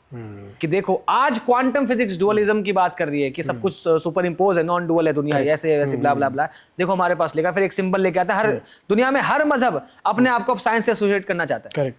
कि बात है ना, साइंस की सबसे खूबसूरत बात है साइंस विद प्रूफ आ जाती है। हाँ और तुम हर मजहब हर फिलॉसफी एक मान्यता पे बेस्ड है। Correct. आप ये मान सकते हो दुनिया अनेकांतवाद है, आप ये मान सकते हो कि अद्वैत फिलॉसफी सही है, आप ये मान सकते हो कि खुदा है, हम सर्वेंट है, आप ये मान सकते हो कि एक ईडन गार्डन था, शायद वो वर्ड जहां पर वो पहला वो हुआ Adam and Eve Adam and ewe हुआ। आप ये सब मान सकते हो, आप कभी जान नहीं सकते। करेक्ट साइंस जानती है। करेक्ट। तो अगर आपने जानने वाली चीज में मानने वाली चीज मिला दी तो आप ये साबित कर देंगे कि मेरी मान्यता एक्चुअल में जानने वाली चीज है, ये अल्टीमेट ट्रुथ है। इसमें ये जो डुअलिज्म, हाँ। अब साइंस या नहीं religion मेरा या- पॉइंट यहाँ पे ये आ रहा था कि लोग तो इससे साथ साबित करने हाँ, लगे। हाँ, हिग्स, मैं वही बता रहा था कि अद्वैत फिलॉसफी के ऊपर जाएंगे तो हमने अगर हिग्स फील्ड को एक कांस्टेंट वो कह दिया कि अवेयरनेस कह दिया, और उस अवेयरनेस में रिपल्स यानी कि मास जो आ रहे हैं वो कि वो इंसान बन गए ब्ला ब्ला, इसको हम इससे रिलेट कर देंगे। Higgs field at extreme temperature exist नहीं कर सकती। तो अगर आप अब क्वांटम फिजिक्स से अपनी मान्यताओं को साबित करने वाले हो तो अब इसको मानना पड़ेगा कि आपकी फिलॉसफी गलत हो जाएगी एक जगह जाके। 100%। अभी और फिर उससे लड़ाई हो जाती है, दुनिया मुझे के- जेल हो जाएगी। मैं तो मानता हूं कि दुनिया के majority of the propaganda misunderstood context के साथ ही होते हैं। साइंस के एक फैक्ट को उठाया, उसको मिस इंटरप्रेट किया, तोड़ मरोड़ के उसके अराउंड मीम बना दिया एंड उसको अपने रिलीजियस प्रोपेगेंडा के लिए प्रमोट कर दिया। This is the classic trap that but पता है इंटरेस्टिंग बात क्या है, ये जो कर रहा है ना उसको भी नहीं पता है कि वो प्रोपेगेंडा कर रहा है। वही तो ना सबसे बड़ी बात है ना मजहब और इसमें मान्यताओं में क्या ना, मान्यता है ना इमोशनल एंगल से आती है। हाँ, इमोशन से जुड़े हुए हैं हम लोग। अग्री।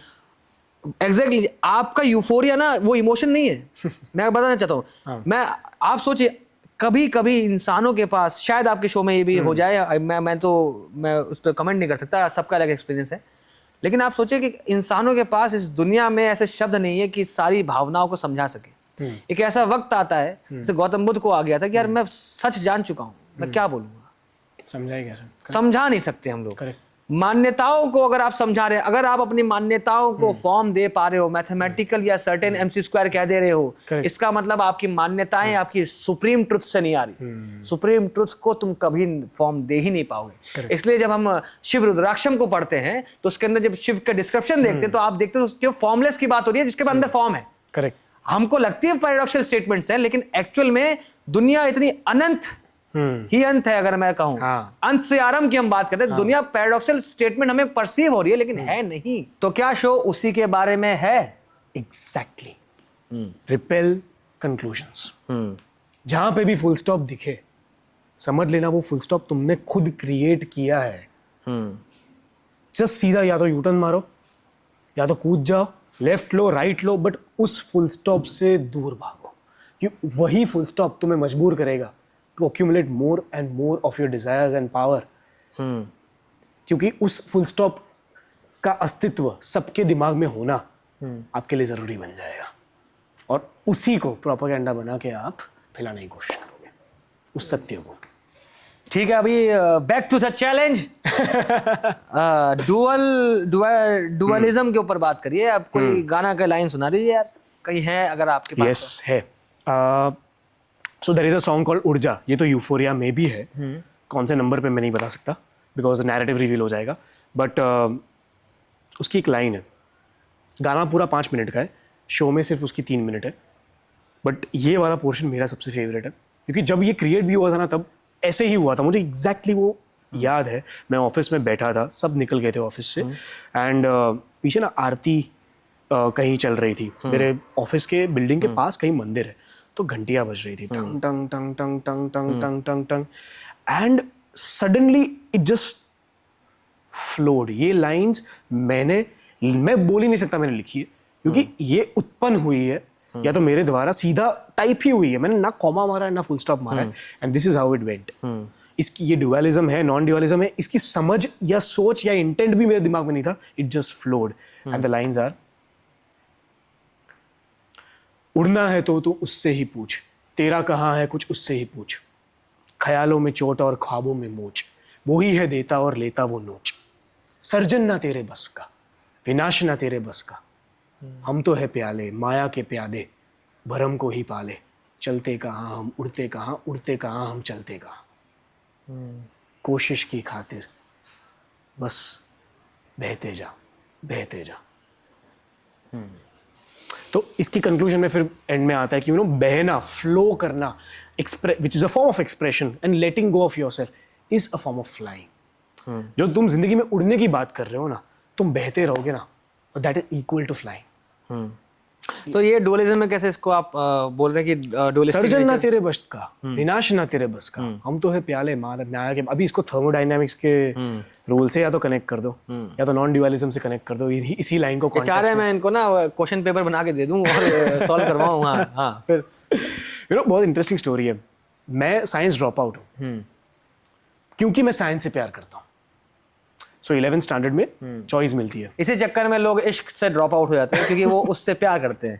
आगे 11th स्टैंडर्ड में I chose science because I love science and physics to be very specific, but मैं मैथमेटिकल थिंकिंग पैटर्न्स मेरी नेचुरल नहीं है। I am not a mathematical genius in any form, not even good at it, ऐसा बोल सकते हैं। But मेरी ना क्यूरियोसिटी बहुत साइंस तरफ ही, आज मेरा जॉनर भी साइंस फिक्शन सबसे ज़्यादा प्यारा है मेरे लिए। उसकी समझ भी, उसे जानना भी, पढ़ने में भी मुझे सबसे ज़्यादा इंटरेस्टिंग किताब साइंस की ही लगती है। उस टाइम पे भी मैं कोशिश कर रहा था कि स्टीफन हॉकिंग की किताबें लाके पढूं जो मुझे बिल्कुल समझ में नहीं आ रही थी, बट पढ़ने में इंटरेस्ट वही आ रहा था। बट जब मैंने 11th में साइंस लिया, 3-4 महीने रफली हुए होंगे, मुझे रियलाइज हो गया ये जो करिकुलम मुझसे करवाना चाहता है ना मार्क्स के लिए, इस चक्कर में मैं साइंस से नफरत ना करने लगा। एंड मैं एक्चुअली कॉमर्स का फैन नहीं हूँ। I don't like accounting, I don't like economics, that those are not my subjects of interest. वो तो पता चल रहा है, वरना ऐसा शो नहीं बनाते। एग्जैक्टली वरना हाँ exactly. But I shifted to commerce because it was easier and it gave me more time to explore arts, and ultimately college में मैंने फिल्म मेकिंग पढ़ी, आर्ट्स। तो साइंस से शुरुआत की 10th स्टैंडर्ड के बाद, जम्प्ड इनटू कॉमर्स, कॉलेज में आर्ट्स किया। अच्छा एक बात बताइए यार, आप तो अभी तीनों चीज़ें आपने बोल दिया, मैं तो 2-4 चीज़ें और ला दूंगा। तो आपने शो में मतलब इस पॉडकास्ट कह लीजिए टेक्निकल, मैं तो डिस्कशन वाला बैठता हूँ, सूफी शो बैठता हूँ, इट्स अ कन्वर्सेशन, या द सूफी शो। ठीक है, तो मैं ये पूछ रहा हूँ, आपने शुरुआत में बोला कि आप अनेकांतवाद में मानते हैं, ठीक है, करेक्ट। तो क्यों मानते हैं? अगर आपको दिख ही रहा है तो आपने बेसिकली सवाल पूछने बंद कर दिया क्या कि आपने एक फुल स्टॉप अपने आप को यहाँ दे दिया कि मैं इसमें मानता हूँ? नहीं, क्योंकि it allows me to evolve. ये एक ही फिलॉसफी है जहां मुझे इवॉल्व करने की और एक्सप्रेस करने की विदाउट कंक्लूजन्स एक फ्रीडम मिलती है। तो लेकिन फुल स्टॉप तो लगा देना आपने। नहीं, फुल स्टॉप नहीं है, because it says, it clearly says that any reality that you want to accept or you don't accept is not going to be conclusive and generic. मतलब कैसे? सत्य सेम है जो हमने अभी बात की कि पैरामीटर्स चेंज होते जाएंगे। आज आगे जाके मुझे लाइफ में अगर चश्मे भी लग गए तो उस फैक्टर से भी मेरा देखने का नजरिया बदलने वाला है। तो मेरे पैरामीटर्स बदलेंगे तो मेरा सत्य भी बदलेगा। तो फिर फुल स्टॉप क्यों कर रहे हो उस पे आप? मैं फुल स्टॉप नहीं कर रहा हूँ। राइट जाइए लेफ्ट जाइए, जैसे मैंने कहा था, राइट जाइए लेफ्ट जाइए, जंप करिए, तो आप इस बात से जंप क्यों नहीं कर रहे? आप ये सिंपली क्यों नहीं बोल रहे कि देखो भाई हाँ अभी इसको कॉमा बना दीजिए, फिर ओके अपने अनेकांतवाद को कॉमा बना दीजिए कि यार थोड़ी देर के लिए रुक गया हूं मैं यहाँ पर। फुल स्टॉप आप भी मत बनाइए, क्योंकि अगर आपने फुल स्टॉप बना दिया तो आपका ये पार्थ सवाल खुद सवाल में आ जाएगा कि पार्थ लोगों को कह रहा है पार्थ बन जाओ, हाँ मगर खुद पार्थ बनने को राजी नहीं हो रहा, क्योंकि वो एक पॉइंट पे आके रुक रहा है। Getting my point? No but आज समझो, मैं तो मानता हूँ कि सबके अंदर एक इम्पोस्टर सिंड्रोम होता है। कौन सा सिंड्रोम? Impostor syndrome. हाँ। कि कॉन्स्टेंटली आइडेंटिटी क्राइसिस में जीना, खुद की आइडेंटिटी को क्वेश्चन करना। तो आज उस आइडेंटिटी क्राइसिस को मैं ओवर थिंकिंग नहीं बनाना चाहता मेरी लाइफ में, मैं उसको वेपनाइज करना चाहता हूँ। कि अगर मैं कमेलियन को हिंदी में क्या कहते हैं? गिरगिट। गिरगिट। हिंदी अच्छी है मेरी। मैं गिरगिट बनना चाहता हूँ। मैं गिरगिट, किसी को भी हम गिरगिट बोलते हैं ना तो नेगेटिव तरीके से देखते हैं, एक गिरगिट है, भरोसा नहीं कर सकते इसमें, राइट? तो तुम उसी फिलॉसफी को अपने पे लागू करो ना, कि तुम अपने एक विचारधारा पे भरोसा नहीं कर सकते, गिरगिट बन जाओ। दैट्स माय पॉइंट कि आप मत करो ना फिर फुल स्टॉप। बट तो वही तो अनेकांतवाद है कि तुम एक्सेप्ट नहीं कर सकते। उसमें बहुत ब्यूटीफुल बात क्या है पता है? You know there is, I will try to connect it with another hypothesis. There is a hypothesis called Sapir Whorf, कि तुम्हारी लैंग्वेज तुम्हारी रियलिटी क्रिएट करती है। लैंग्वेज का फॉर्मेशन तुम्हारी रियलिटी क्रिएट करती है, किस हिसाब से तुम शब्द यूज करते हो। Just to give a reference, एक फिल्म आई थी अराइवल, देखिए मैंने, राइट? तो उसमें when the scientist, that girl is trying to talk to that alien life, she doesn't understand their language, but the moment she starts understanding थोड़ा बहुत, वो अपनी लाइफ की टाइम की लीनियरिटी को अलग नजरिए से देखना शुरू कर देती है। अभी उसको मैं, ये लगेगा साइंस फिक्शन, मैं रियलिटी में इसको तब्दील करता हूँ, रियलिटी के साथ बताता हूँ। देयर इज एक इंडिजिनियस ट्राइब है, ट्राइब तो नहीं बोल सकते if I am not saying it right, a group of people in Andes region, Aymara region, if I am pronouncing it right. Aymara लोग ये मानते हैं कि past is in the front, future is in the back. हम लोग जब देखते हैं फ्यूचर हमारे लिए, हिंदी में, इंग्लिश में, जो भी भाषा है हमारी, हम जानते हैं, शेयर करते हैं, उसमें फ्यूचर आगे है हमेशा, पास्ट पीछे। बट उन लोग का विजुअलाइजेशन पूरा उल्टा है कि we face the past and walk towards the future, because future is unknown, past is known. And उनके शब्द भी उस हिसाब से ही डिजाइन किए गए। नायरा इज अ शब्द for their eyes, but also past. But and there is another word kippa. This is I think how they pronounce, and that is the word for future, which is unknown. तो भी ये पूरी thinking pattern ही change हो गई ना। उनके लिए वो टाइम का नजरिया ही उनके लिए अलग है, जस्ट बिकॉज शब्द अलग है। कब ब्रिंगिंग इट बैक टू अनेकांतवाद, अनेकांतवाद में स्पेसिफिकली एक प्रेडिकेमेंट है जहां कहते हैं कि स्यादवाद एक 7 सप्तभंगी है। अब सब 7 अलग अलग तरीके के स्टेटमेंट्स के फॉर्मेट है स्यादवाद के अंडर, सप्तभंगी, जिनमें कहा जाता है कि स्यादवाद अस्ति, स्यादवाद नस्ति, स्यादवाद अस्ति नस्ति। जैसे इट बेसिकली मीन्स तुम जो भी बोलने की कोशिश कर रहे हो अपने लाइफ में, always add maybe to it.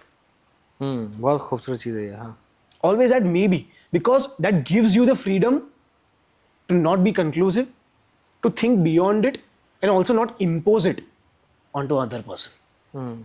तो ये शब्दों में, when we are so careful with our words, जो आपने अभी नोटिस किया हो कि मैं क्रिएटर बोल गया और फिर अचानक मैंने स्टार्टिंग में थोड़ा सा मुझे क्वेश्चन आया मेरे दिमाग में कि मैं नहीं हूँ creator, because I don't believe in that कि मैं ही सब कुछ क्रिएट कर रहा हूँ, जो मैं लिख रहा हूँ या कंपोज कर रहा हूँ या शो बना रहा हूँ, what ever I am doing.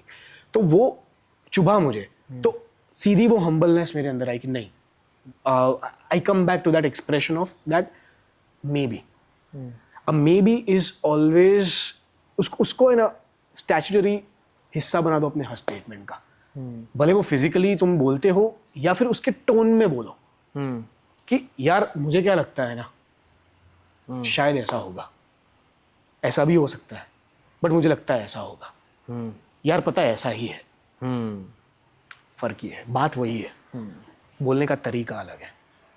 अब सैपर-वॉर्फ देखो या अनेकांतवाद देखो, यहाँ पे सब जगह मैं कनेक्ट यही करना चाहता हूँ कि जो भी सत्य हम हमारे दिमाग में मान रहे हैं, it is ever evolving, constantly evolving, and it is different from everyone else. तो वही बात है ना, इसलिए अनेकांतवाद में फ्रीडम भी है हमारा अद्वैत वेदांत बन जाने की। यस, अनेकांतवाद में फ्रीडम भी है डुअलिज्म में आने की। यस, तो मैं बस यही जवाब चाह रहा था कि मैंने शायद उसको फॉर्म सही से दे दिया कि यार ये जो जिसको ये फुल स्टॉप कह रहे हो आप, बेसिकली वो आपका फुल स्टॉप नहीं है। ये मैं थोड़ा नहीं अग्री, चलो मजा आ गया यार मुझे थोड़ा सा कि ये समझाने मुझे में भी कि- मे भी डालना चाहिए था उस सेंटेंस समझे, में। ये देखा पकड़ सकता बट हूँ। यही तो लैंग्वेज की, कि हम कुछ भी, यही तो हमारी लिमिटेशन है कि हम जितनी भी कोशिश करें, हमारे शब्द एक तरीके का जेल और प्रिजन तो क्रिएट करते ही है। हम कुछ भी ट्राई करें, हम हमारे शब्दों से हमारे विजन को लिमिट कर रहे हैं, हमारी अंडरस्टैंडिंग और परसेप्शन को लिमिट कर रहे हैं, and there is no perfect language which can always motivate us to keep evolving. शायद मैं उस भाषा की खोज में हूँ। तो आपको Again, लगता है कि शायद। हाँ, आपको लगता है कि शायद खोज में हो या खोज में नहीं हो, कि कुछ मिल ही जाएगा ये सब करने से? पता नहीं, सवाल पूछते पूछते कुछ मिल ही जाएगा? उम्मीद तो नहीं छोड़ूंगा मैं। उम्मीद के बिना तो मतलब देयर इज नो तो पॉइंट। आप जवाब के साथ जाना चाह रहे हैं इस दुनिया से? हाँ, वो उम्मीद मेरी शक्ति है। नहीं, जवाब के साथ नहीं मैं जाना चाहता, मैं उस जवाब ढूंढने की शक्ति के साथ जाना चाहता हूँ, but I am open to with the possibility कि मैं वो जवाब मुझे कभी नहीं मिलेगा। हाँ बट मुझे ऐसा नहीं है कि मैं उसके नजदीक ही जाऊं। हाँ I am always going to discover a dimension that I didn't want to. हम कोशिश कितनी भी कर लें, we'll always end up in situations and realities and perceptions which we never planned for. आप किसी चीज से एसोसिएट नहीं होना चाह रहे? Yes.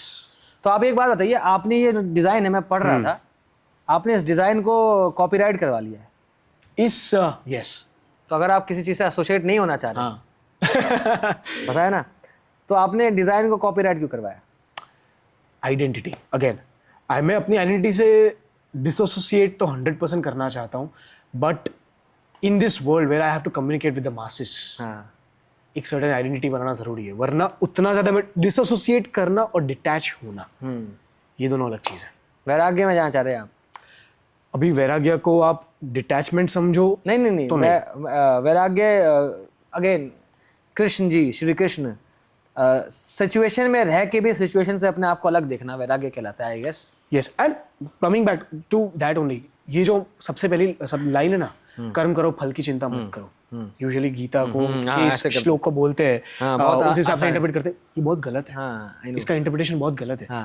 उसमें कहा ये गया है इस श्लोक में एक्चुअली कि कर्मांडे की रस्ते माँ फलेषु कदाचन, इट्स द मोस्ट पॉपुलर श्लोक।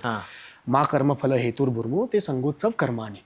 इट डज नॉट से कर्म करो फल की चिंता मत करो लिटरली। इसको बहुत मिसइंटरप्रेट किया जा सकता है अगर इस तरीके से स्टेटमेंट को बोलो। तुम्हारे कर्मों के फल पे तुम्हारा हक ही नहीं है। Exactly, don't have the right to the results. इस पे एक इस्लामिक, इसमें इस्लामिक बहुत खूबसूरत फिलॉसफी है जिसको मैं थोड़ा अपने लाइफ में उतार लेता हूँ, कि हम जिसको चाहेंगे उसको देंगे। करेक्ट। और जिससे चाहेंगे उससे छीन लेंगे, खुदा कह रहा है। और हमसे कौन सवाल करेगा? और जिसको हमने दिया है वो ये ना समझे कि हम उससे खुश हैं, और जिससे छीन लिया है वो ये ना समझे कि हम उससे नाराज हैं। दरअसल दोनों की ही आजमाइश है। तो आजमाइशों की दुनिया में चले, वही जो फल पे तुम्हारा हक नहीं है, तुमसे छीन भी लूंगा मैं, तुमको दे भी दूंगा मैं।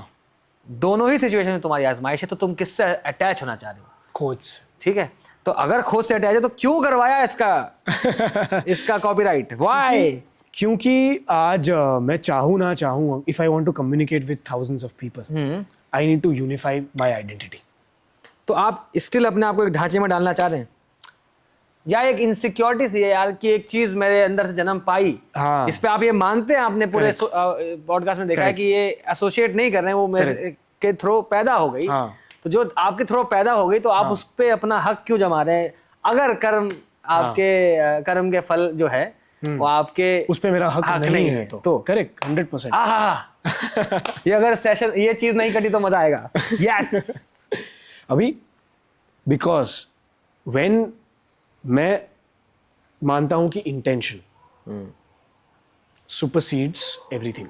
Again quoting Gita, one of my second favourite shloka actually, सबसे फेवरेट श्लोक तो मेरा 6.6 है, बंधुरात्मत मनस्तस्य येन मयिवत् मनजित अनात्मनस्तु शत्रुत्वे वर्तेतात्मेव शत्रुत्व। थोड़ा डाइग्रेशन है, but it says that mind can become your friend and can also become your enemy, chariot type. हाँ। Right.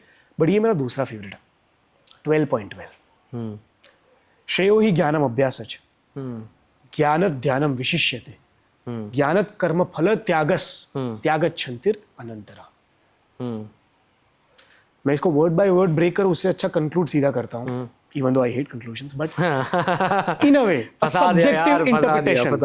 subjective interpretation of this श्लोक would be कि सबसे ऊपर rituals are at the bottom, which is practice, कि symbolic basically surface level symbolism. किसी भी चीज को आपने बोला कि Om is equal to MC square, ये एक तरीके का सिंबॉलिक रिप्रेजेंटेशन हो गया जिसका कोई लॉजिकल मीनिंग है नहीं, वो नहीं पता। उसकी लोगो लेवल की आइडेंटिटी में मासेस को कम्युनिकेट होगा, एक लोगो का एग्जिस्टेंस जरूरी है ताकि लोग उससे कनेक्ट कर पाए मासेस में। वो रिचुअलिस्टिक लेवल हो गया।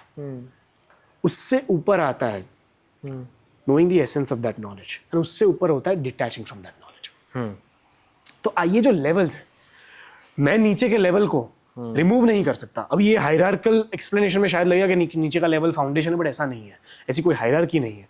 But I can not, if I want to communicate with the masses, I have to give them an illusion of identity so that they can have a collective existence and discuss, but with a clear intention of not believing in any superimposed realities.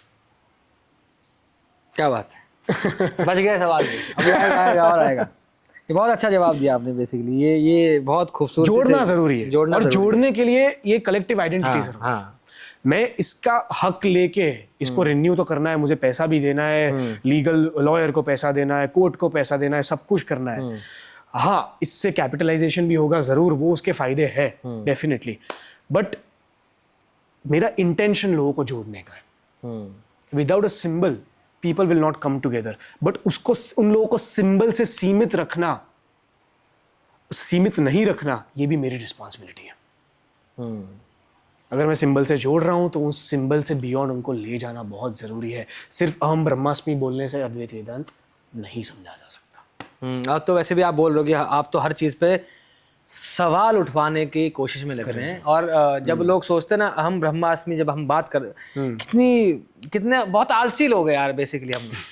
हम आलस का एक statement ले लेंगे, हम ब्रह्मास्मि हमने अपने को बोल देते हैं। Correct. और हम लगता है कि हम समझ गए दुनिया, हमने समझ लिया अद्वैत वेदांत, जबकि उसके अंदर ईश्वर के एग्जिस्टेंस को नकारा नहीं गया है। Correct. उसके अंदर बोला गया है कि समुद्र के, नदी के परे बैठा है अगर रियलिटी, तो नाव अभी भी तुम्हें पकड़नी है उस नदी को पार करने के लिए।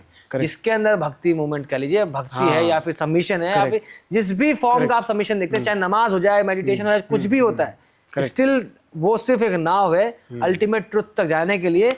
तो उसमें मुझे बेसिकली मैं आपका शो का चीजें भी देख रहा था, या थोड़ा इसमें काइंड ऑफ चैंटिंग टाइप है।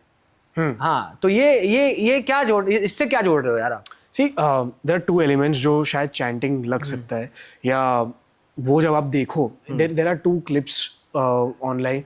एक हम शो के शुरुआत में ना, मैं हर चक्र, हमारे सातों चक्र के ना एक मूल मंत्र होते हैं। लम वम, मूल धारा का लम है, लम, फिर वम रम यम, and Om is the last Sahasrara चक्र।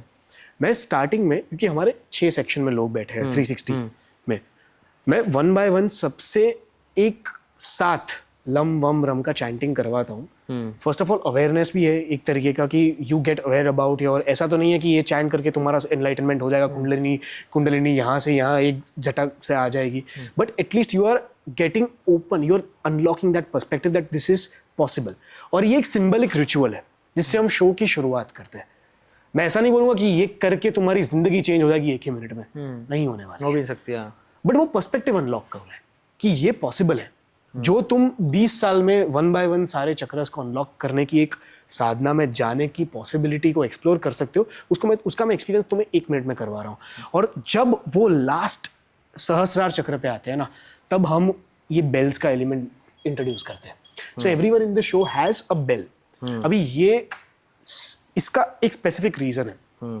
कि whenever you want to sing along, you want to dance, stand up, dance, जैसे एक्सप्रेस करना है करो, बट जब भी गूजबम्स फील हो ना, play the bell. Why? Because goosebump is directly related to the feeling of euphoria, जो मैं बोल रहा था स्टार्टिंग में. तो यूफोरिया की फीलिंग की शुरुआत गूजबम्प से होती है, रोंगटे खड़े होने से. रोंगटे जब खड़े हो जाते हैं ना, तब तुम अपने आप को छोटा महसूस करते हो सृष्टि के आगे, क्रिएशन के आगे. यार मैं इतना छोटा हूँ. यू ऑल्सो फील लाइक, एक आंसू भी आ जाता है, खुशी भी फील होती है, नाचने का भी मन होता है. नवरस को शायद तुम एक साथ फील करते हो, पर उसकी शुरुआत गूजबम्प से होती है. तो तुम्हें अगर जब गूजबम्प आ रहे हैं तो let other people know. Because जब मुझे गूजबम्प नहीं आ रहे बट मुझे ऐसा फील हो रहा है कि वहां पे 4 लोगों को आ रहा है, वहां पे उस सेक्शन में बैठे हुए 10 लोगों को आ रहे हैं, तो देयर इज अ पॉसिबिलिटी कि ये कलेक्टिव एक्सपीरियंस में ये अलाइनमेंट क्रिएट होगा and there will be moments जहां सबको एक साथ आएंगे. सो क्योंकि यूफोरिया की फीलिंग मैं डीपली मानता हूँ अकेले नहीं एक्सपीरियंस की जाती. देयर इज अ रीजन ना वो आरती में फील होती है सबसे ज्यादा कॉमनली, क्योंकि लोग साथ है, अलाइनमेंट हो रहा है एनर्जीज का. We are vibrating at some, scientifically speaking, at some frequency, some similar frequency together. तब जाके यूफोरिया फील होता है. उस अलाइनमेंट का मेटाफोरिकल या सिंबॉलिक या फिलोसॉफिकल टर्म इज यूफोरिया. इसलिए ग्रुप में मेडिटेशन भी किया जाता है बहुत एनर्जी के लिए. ग्रुप में अगर जैसे नमाज पढ़ी जाती है, जब फ्राइडे की नमाज अगर आप देखते हैं तो उसमें जब ग्रुप में पढ़ते हैं तो एक अलग अजीब सा महसूस होता है कि बहुत कोई, जैसे मैं मक्का मदीना गया हुआ हूँ, मैं मक्का में जब नमाज पढ़ रहा था यार, 30 लाख लोग, वाह, 30 लाख लोग एक साथ नमाज पढ़ रहे थे. How beautiful. और वो जो मैं I can't express that feeling कि यार सजदे में गया और 30 लाख लोग, और वो कुछ तो हो जाता है वो. वो यूफोरिया, मेरे पास बेल नहीं थी वहां पर, ठीक है, कह लीजिए, क्योंकि वो अजीब सी महसूस. लेकिन यार मुझे एक सवाल आया इसमें बात करते करते, जैसे ये आ गया, सिंबलाइजेशन से आपको अलग है ये, लेकिन यार कहीं ना कहीं ये सारी चीजें जो आप कर रहे हैं वो एक स्पेसिफिक मजहब की तरफ इशारा करती है. yes. जिससे आप बहुत मजहबों को छोड़ दे रहे हैं. बट वो आपको इसलिए ऐसा लग रहा है क्योंकि आपने सिर्फ टीजर देखा है. तो आप, मैं देखो, जैसे मैं आदमी हूँ, मैं तो खैर किसी मजहब से अपने आप को एसोसिएट नहीं करता ना, लेकिन मैं हर फिलोसफी पढ़ के तभी शायद आज हम बात कर रहे हैं. अगर आप लोग मुझे देखते हैं, मेरे नाम से आप मुझे किसी मजहब से अटैच कर दे, मैं बहुत खुश हुई हूँ उस बात से लेके, कोई इशू नहीं है. लेकिन कैसे कन्विंस करोगे किसी भी जैन मजहब से बिलोंग करने वाला, इस्लाम मजहब से बिलोंग करने वाला, सिख मजहब से बिलोंग करने वाला या क्रिश्चियन मजहब से बिलोंग करने वाला कि भैया यहाँ पे आओ, ये मजहब के ऊपर बात नहीं है. पार्थ नाम आपको एक स्पेसिफिक मजहब की तरफ अलाइन कर देता है. अलाइन करता है, अग्री. एंड वो मजहब के बदले वो भाषा की वजह से भी हो रहा है. पार्थ देवनागरी लिपि में एक स्पेसिफिक सिंबॉलिक रेफरेंस है गीता का और महाभारत का.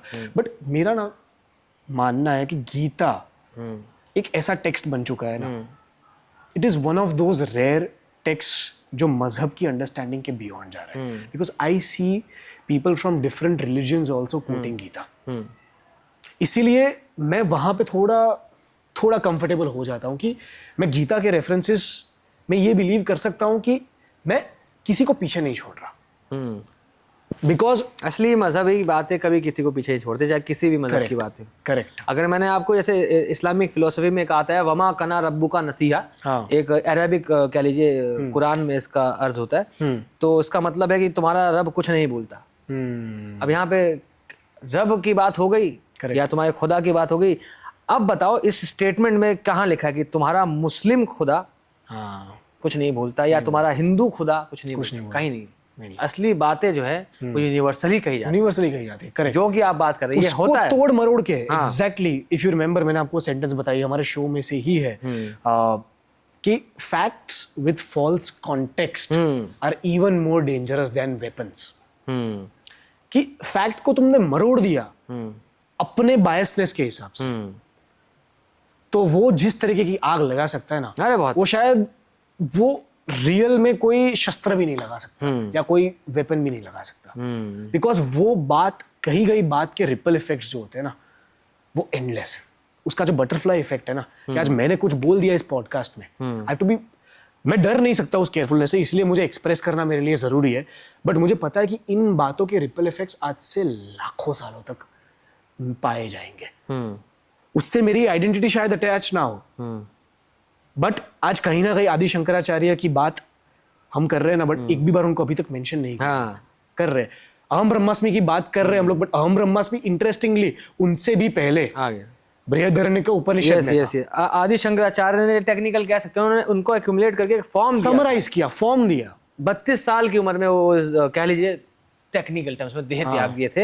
हाँ। और आपको लग रहा होगा कि हम लोग 30 साल के लोग बातें कर रहे हैं, तो यार देखिए थोड़े आसपास सच्चाई के लिए आप उम्र मत। अभी 32 के नहीं हुए या 33 के नहीं हुए, आइजक न्यूटन नहीं बने। हाँ, अभी एलकेमी में जाना बाकी है मेरा। हमारा फुल स्टॉप नहीं आया हाँ, अभी तो तक। फुल स्टॉप ना लगे तो वो देखिए, और जिस दिन अल्टीमेट ट्रुथ की रियलाइजेशन हो जाती है शायद, तो वो मैं बिलीव करता हूँ ये दुनिया एक पिंजरा है यार। और शायद यूफोरिया जब क्रिएट होता है, जब आपको समझ में आता है थोड़ी देर के लिए कि सही में ये पिंजरा है। करेक्ट। अल्टीमेट ट्रुथ जिनको आप शब्दों में बयान नहीं कर सकते। आपने इतना खूबसूरत काम किया, आपने बेल तो दे दिया कम से कम। हाँ। शब्द नहीं है उनके पास। शब्द नहीं है, but they have a symbolic ritual to हाँ। Follow, to align people. हाँ, ये बहुत पार्थ अपना काम तो पार्थ में कर ही रहे। तो इसका कितने चैप्टर्स के ऊपर बात हो रही है अभी? शायद ये चैप्टर 1 था पार्थ, चैप्टर 2 आने वाला है। चैप्टर 2 आएगा। I am aiming to premiere it on 1 November 2026। अच्छा, एंड कौन से शहर में ये अभी तय नहीं है। ये हमारा भारत टूर अभी 4 सिटीज का खत्म होगा। कहाँ कहाँ होने वाला है बेसिकली, ये बता दीजिए। भारत टूर हमारा मुंबई में होगा, उसके बाद पुणे, डेट्स तो बताइए। बेंगलुरु, दिल्ली। मैं डेट बोलूंगा ना तो ये प्रमोशनल लगेगा, ढूंढ लेना। तुमको जेन्युइनली क्यूरियोसिटी हो तो ढूंढ लेना। देखा, ये पार्थ के दिमाग में सवाल बहुत अच्छे। बट इन शहरों में हम जा रहे हैं, अहमदाबाद, सूरत में हम ऑलरेडी कर चुके हैं, तो 6-7 शहरों में हो जाएगा। उसके बाद मैं चाहता हूं कि मैं इमीडिएटली चैप्टर पार्थ को पहले एक्सपांड करूं और शहरों में। उससे पहले मैं चैप्टर कलयुद्ध को लाना चाहता हूं। चैप्टर कलयुद्ध के बारे में मैंने ऑनलाइन 2-3 वीडियोस डाले हुए हैं, बट वो कैसे आया कि मैंने एक्साइटमेंट में आके उसके स्टोरी के बारे में बहुत चीज़ें बता दी, बट इवॉल्व होते अभी तो जहाँ कहानी पहुँच गई या जहाँ जिस हिसाब से हम लोग सॉन्ग बना रहे वो जहाँ पहुँच गए, जो मैंने ऑनलाइन बताया ना उसके बारे में, वो शायद उसका सिर्फ 5% हिस्सा है। तो इससे पहले अब आप शो चैप्टर 2 करेंगे, 1 कर ही रहे हैं आप, मैं उसी सवाल पे मैं थोड़ा सा रह गया। आप बाकी लोगों को कैसे जोड़ेंगे इस शो से?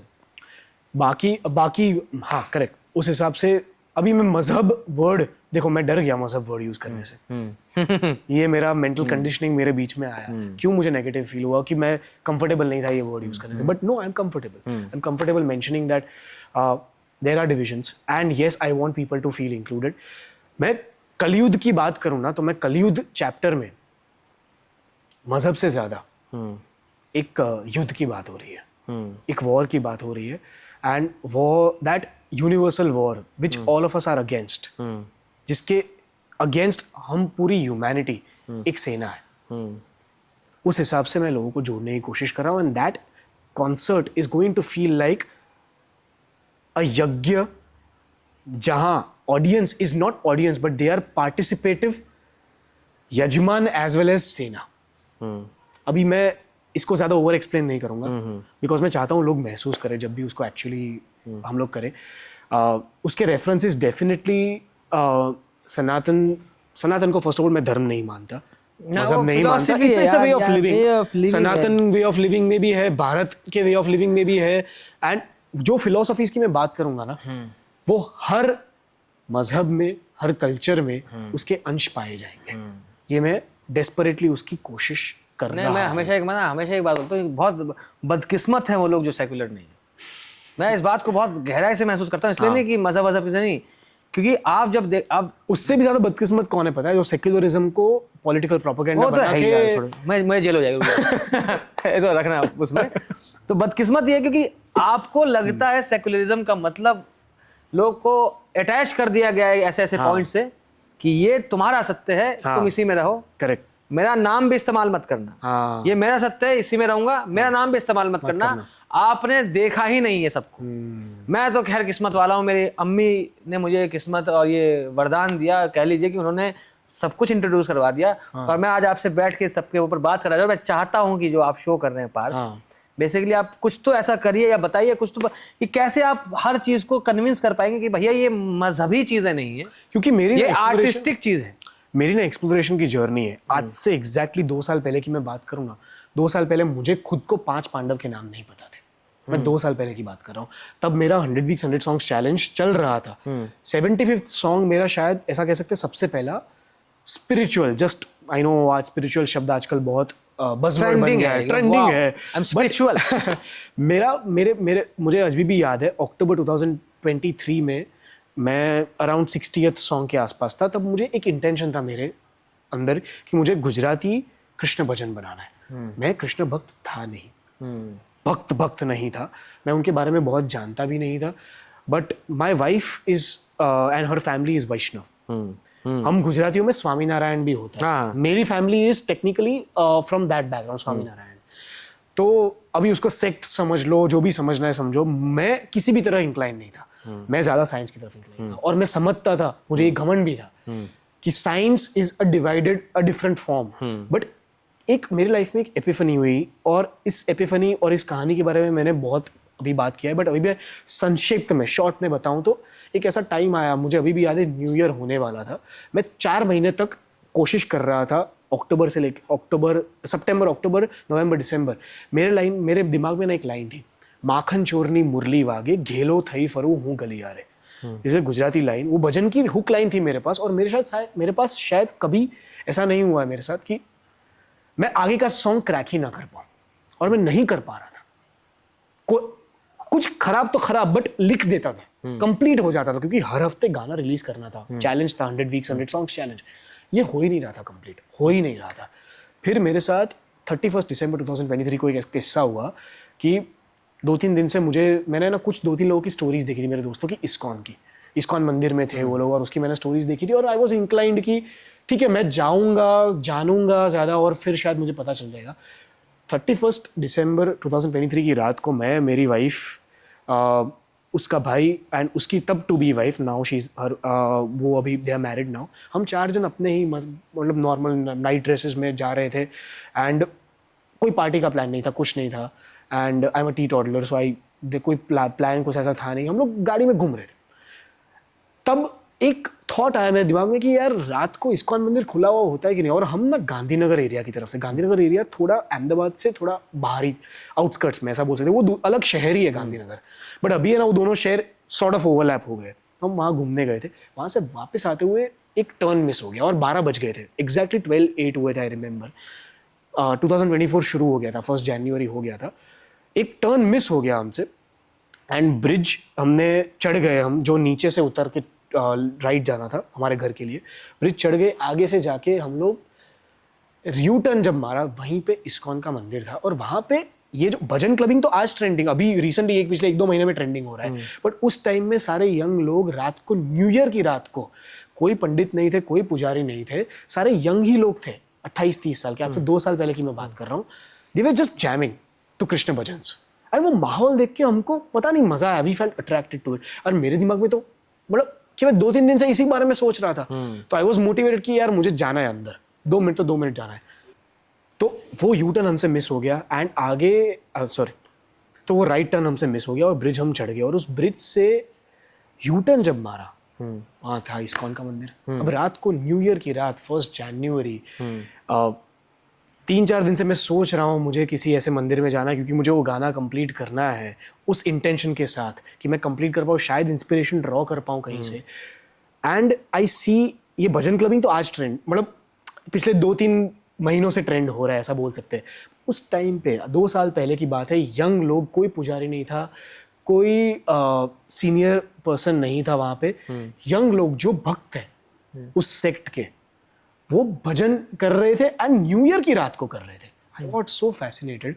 मैं, मेरी wife and his brother, his fiancee, we went inside, and I was there for 30 minutes. घर आया, नहाने बैठा, शायद ये मेरा पहला एक्सपीरियंस था जब मुझे, वो मैं नल वाली एनालॉजी नहीं बताई मैंने, मैं नल हूँ और पानी मुझसे बह रहा है, मेरा आर्ट पानी है, मैं पानी नहीं हूँ, मैं नल हूँ, आई एम अ चैनल, पानी कहाँ से आ रहा है मुझे नहीं पता। वो मुझे पहली बार महसूस हुआ, लिटरली मेरे सामने नल चालू था, मैं नहा रहा था, बस वो एनालॉजी कनेक्ट हो गई वहाँ पे।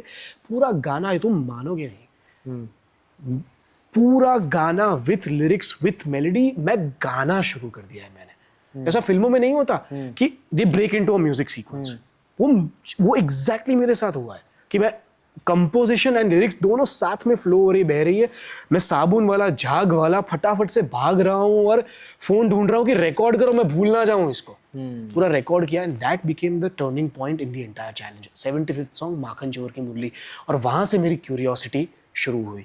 तब तक बोल सकते हैं मैं कहीं ना कहीं उस फर्स्ट 75 सॉन्ग्स को मैंने किसी ना किसी मोह या ट्रेंड को फॉलो करते हुए बनाया। वहां से मैंने क्यूरियोसिटी को फॉलो करना शुरू किया and my curiosity took me from one topic to another. मैंने चक्रस को एक्सप्लोर किया, चक्रस पे गाना बना दिया, चक्र का चक्रव्यूह। मैंने कृष्ण और द्रौपदी की स्टोरी मुझे पता चली, मैंने उस पर गाना बना दिया, कृष्ण और कृष्णा। मुझे 4 युगों की एनालॉजी पता चली और 4 युगों की सिग्निफिकेंस पता चली, मैंने गाना बना दिया सत्य तप दया दान।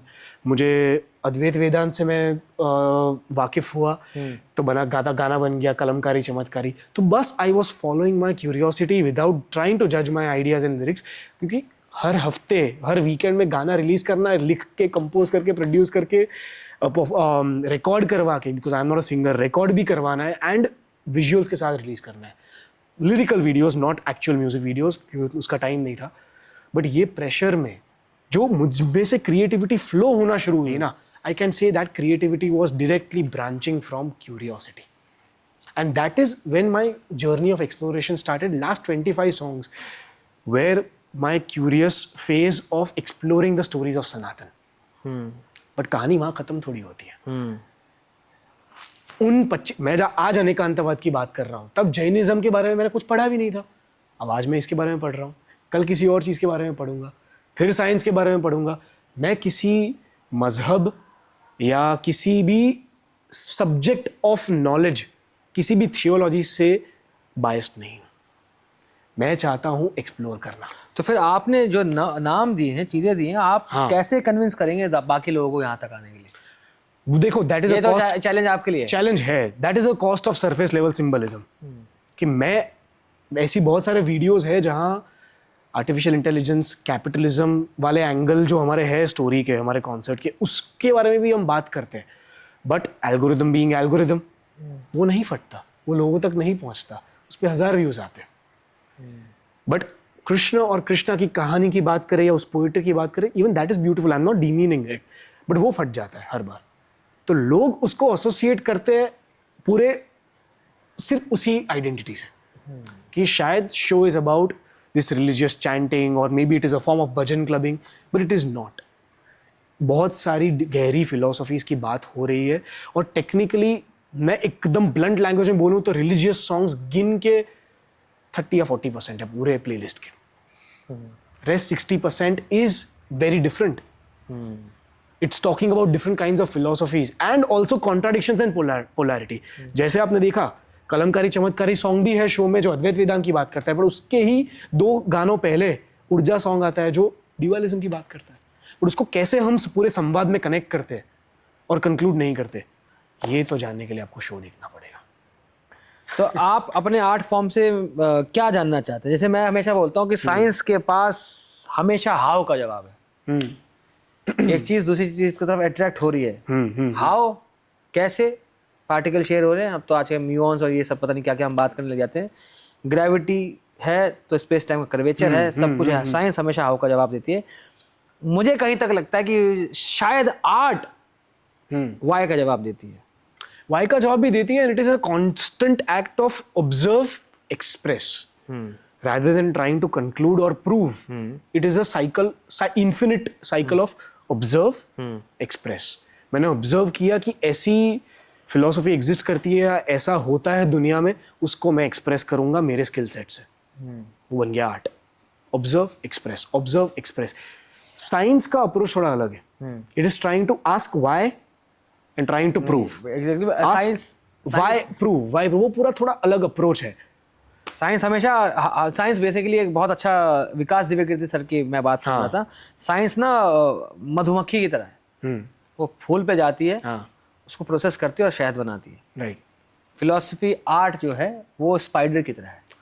मटेरियल खुद से ही जनरेट करती है और जाला बनाती है। जाला बनाती है। हनी की बात आ गई तो ये 6 साइड, अगर आप मैथमेटिक्स में इंटरेस्ट रखते हैं तो दुनिया की, यूनिवर्स की सबसे बेहतरीन स्ट्रक्चर ये है, हनीकॉम स्ट्रक्चर कहते हैं इसको, जो कि मधुमक्खियों को पता नहीं कहां से पता था कि इस स्ट्रक्चर में गिवन पैरामीटर में, मतलब गिवन एरिया में सबसे कम पैरामीटर इस स्ट्रक्चर को लगता है। पैरामीटर मधुमक्खी को कम क्यों चाहिए था? ताकि उसका जो वैक्स है वो वेस्ट ना हो। करेक्ट। और मैक्सिमम शहद इकट्ठा हो जाए, विद स्टेबिलिटी इकट्ठा हो जाए। इसके लिए शायद 12 पन्नों का मैथमेटिकल प्रूफ है।